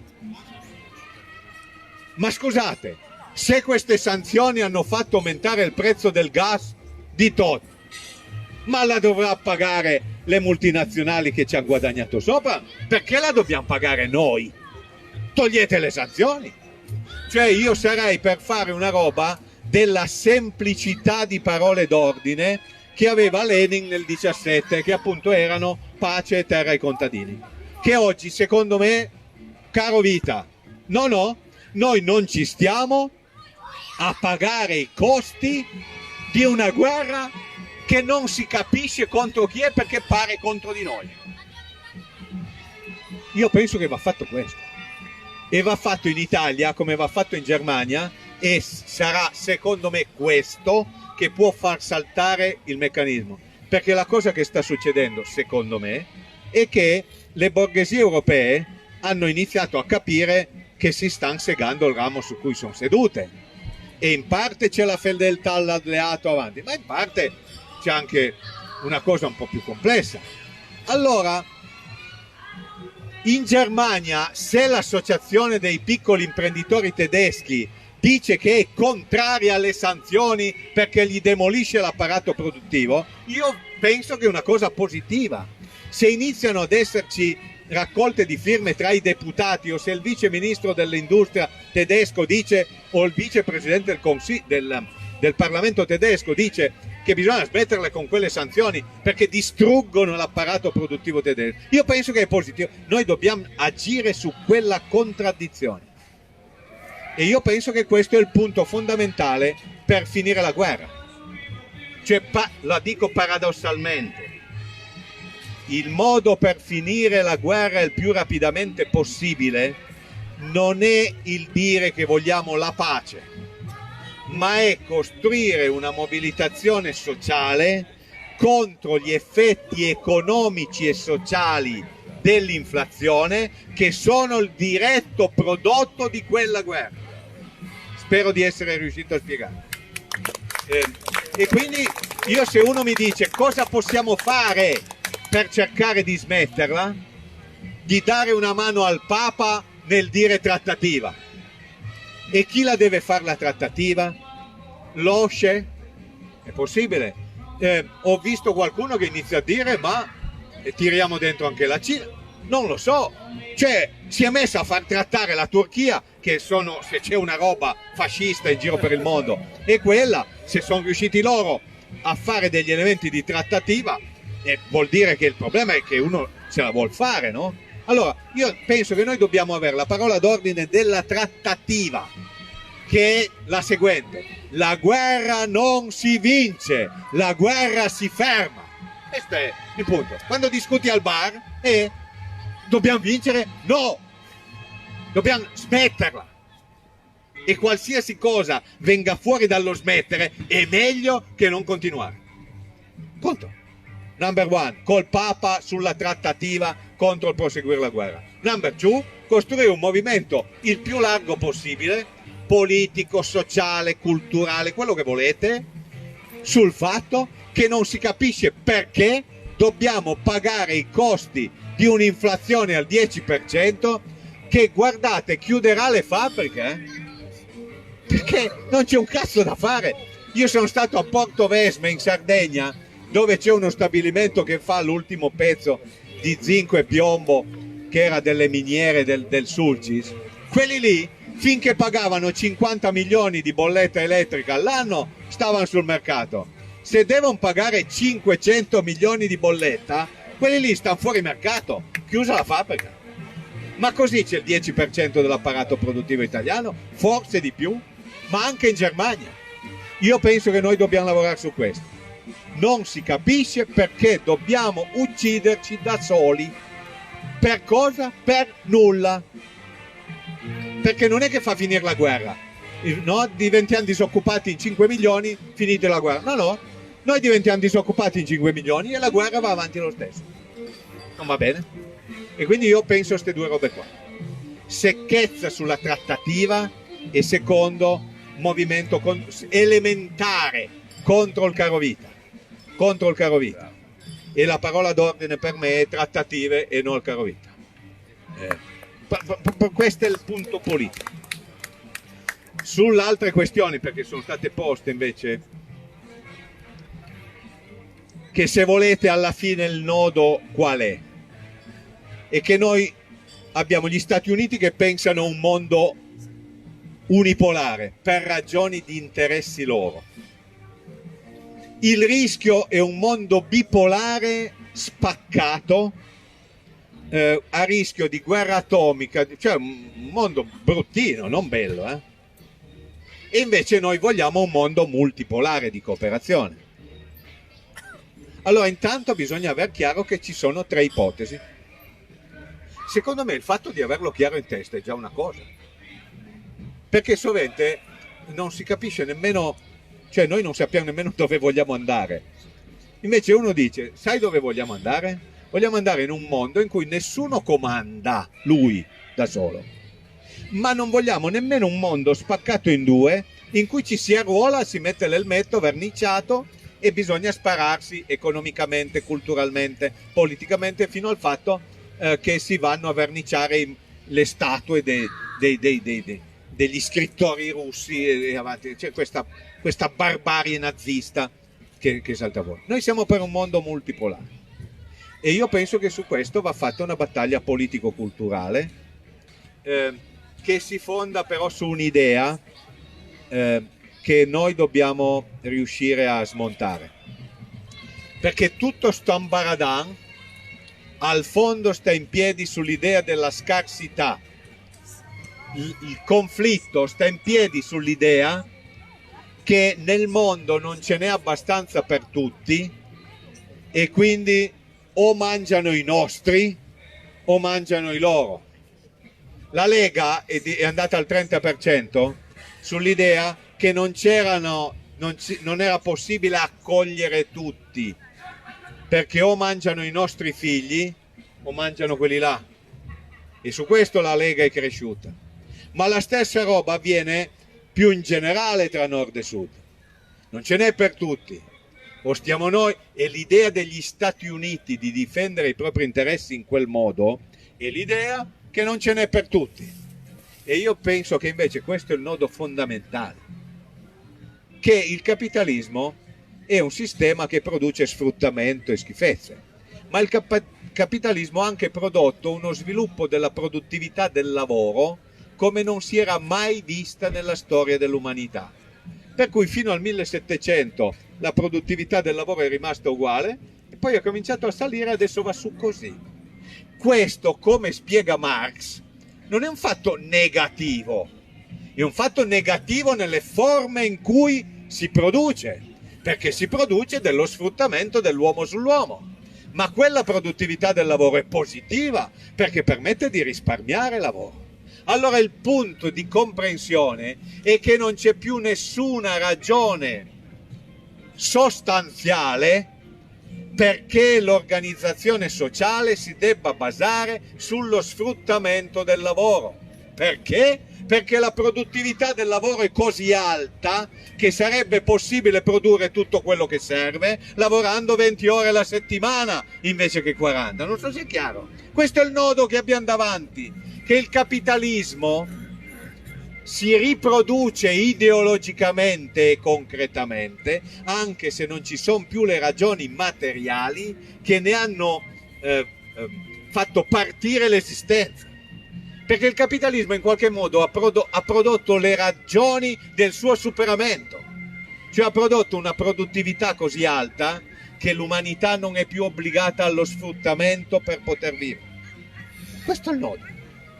Questo è il nodo su cui noi dovremmo provare a ragionare. E il comunismo e la falce martello non sono più il tema del 1900. Allora, tanto il movimento comunista nasce nel 17 come movimento di massa e nasce sull'idea della pace, che scusate non è mica tanto una cazzata, visto che 100 anni dopo stiamo a discutere delle stesse questioni. E Lenin nella sua semplicità ha detto una cosa semplice, che le guerre non si potevano vincere ma bisognava smetterle e trasformarle in giustizia sociale, no? Trasformare la guerra borghese in una guerra proletaria per la giustizia sociale. Intanto questo io lo metterei tra le cose buone. I comunisti sono per la pace, non sono per la guerra. Proprio i comunisti. E sono nati, attenzione, quando hanno fatto la rivoluzione, Lenin è finito sotto nel comitato centrale bolscevico perché la maggioranza del comitato centrale bolscevico voleva continuare la guerra contro gli austriaci e i tedeschi e hanno perso 100 chilometri, riuniscono di nuovo il comitato centrale, Lenin ripropone il fatto di fare l'accordo, il compromesso con i nemici, con i nazionalisti tedeschi e austriaci, rifinisce sotto e perdono altri 100 chilometri. Alla terza riunione del comitato centrale Trotsky si sposta e finalmente Lenin va in maggioranza e firmano Brest-Litovsk. Ma il comunismo storico nasce come movimento che pone il tema della fine della guerra, perché la guerra è la barbarie disumana che non si può immaginare una cosa peggiore. Il comunismo è l'umanità che vince contro la barbarie. E quello è stato un pezzo. Oggi noi ne abbiamo un altro salto da fare, che non è solo più la pace, ma è l'uso della ricchezza che ci abbiamo in funzione di cooperazione invece che nella distruzione. Questo è il nodo. In questo senso il comunismo, adesso io non so, magari neanche Palombe è d'accordo, e quindi, ma il problema che abbiamo noi è di come riusciamo a declinare il tema del comunismo in forme impolitiche, cioè non come quando Marx pensava al comunismo. Marx non lo pensava come un'idea politica a fianco di altre. Marx non ha mai pensato che il comunismo è che c'erano i liberali, poi c'erano quegli altri e poi c'erano i comunisti. No, Marx pensava che il comunismo era il movimento reale che abolisce lo stato di cose presenti, cioè il comunismo è quel movimento che riesce a interpretare le possibilità date nella fase di sviluppo positivo dell'umanità. Questo è il comunismo. Il comunismo non è una bandiera di un'ideologia, è una possibilità per l'umanità nella concretezza della situazione data. Noi oggi abbiamo questa come nodo. Abbiamo da scegliere, qualcuno diceva socialismo barbarie, o la guerra, la competitività, il razzismo, e il fatto che bruci i libri di Dostoevskij, cioè o la merda totale, oppure abbiamo da scegliere la cooperazione, l'utilizzo socializzato della ricchezza, il rispetto delle differenze. Cioè, questo è il punto dell'umanità. Io lo chiamo socialismo o comunismo, ognuno lo chiami come diavolo vuole. Il Papa a occhio, secondo me, non la pensa tanto distante, non lo chiama socialismo, né lo chiama, non me ne frega niente. Il punto è oggi se l'umanità si arruola dentro la questione nazionalismo, scarsità, gerarchia, competitività, no? Queste robe di Calenda, no? Che gli viene un orgasmo quando è un deficiente perché il problema non è quello, il problema è come usi il sapere sociale che abbiamo prodotto, essendo che ce n'è per tutti, perché questo è il nodo, ce n'è per tutti e quindi ho usato per tutti, punto. In questo senso per me oggi il tema è un nuovo umanitarismo e per questo non mi preoccupa che Unione Popolare non abbia la falce e il martello, perché io ci sto da comunista dentro Unione Popolare, altri ci staranno come diavolo gli pare, ognuno ci stia come vuole. Il problema è che ci battiamo per queste cose elementari, totalmente di buon senso, ma che sono quelle fondamentali. Ed è per questo, l'ho fatta troppo lunga, vi chiedo scusa e la finisco. Trattativa, e si tratta con i nemici. La guerra non si vince, si smette. Secondo, no al carovita e basta con le cose che peggiorano le condizioni sociali. Ricostruiamo una cooperazione tra Europa, Russia e tutto quello che c'è da fare. Terzo, idea di fondo che l'umanità o ne esce in una capacità di riconoscere il fatto che non c'è nessuna ragione né per la concorrenza esasperata, né per la guerra né per il razzismo, perché le ragioni invece sono a favore della cooperazione, ma va riconosciuto questo. Dopo la seconda guerra mondiale l'hanno riconosciuto e noi abbiamo avuto uno sviluppo di 30 anni che ha coinvolto tutto il mondo, non solo il capitalismo, ha coinvolto anche i paesi dell'est e che si è fondata sul keynesismo, ma quell'idea era fondata sull'idea che la cooperazione fosse meglio della guerra, perché la seconda guerra mondiale era stata così pesante che aveva prodotto una generazione di persone che erano disponibili a scommettere sulla cooperazione. È durata fino agli anni 70, ma per 30 anni è stata così. Noi oggi dobbiamo riuscire a fare un'operazione come quella dopo la seconda guerra mondiale senza aspettare la terza, perché se aspettiamo di aver fatto la terza guerra mondiale per capire che ci vuole la cooperazione, è possibile che abbia ragione Einstein, cioè quando diceva non so con che armi si combatte la terza, la quarta si combatte con la clava, no? Che è il rischio che abbiamo davanti. Io penso che questo è il nodo che abbiamo davanti ed è per questo che bisogna evitare di essere intrappolati a discutere dell'Ucraina solo come questione della guerra in Ucraina. Bisogna discutere a partire di lì per ragionare su come vogliamo il mondo, perché questo è il punto vero.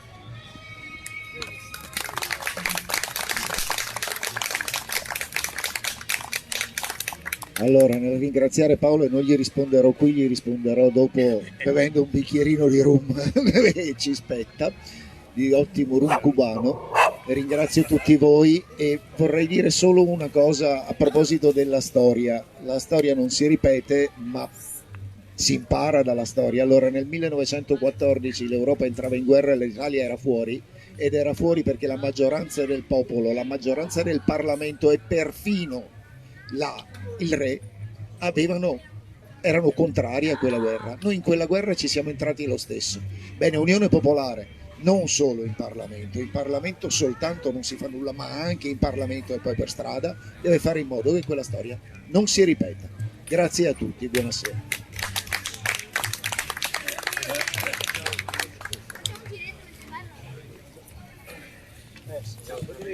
E poi dopo mi porti a casa?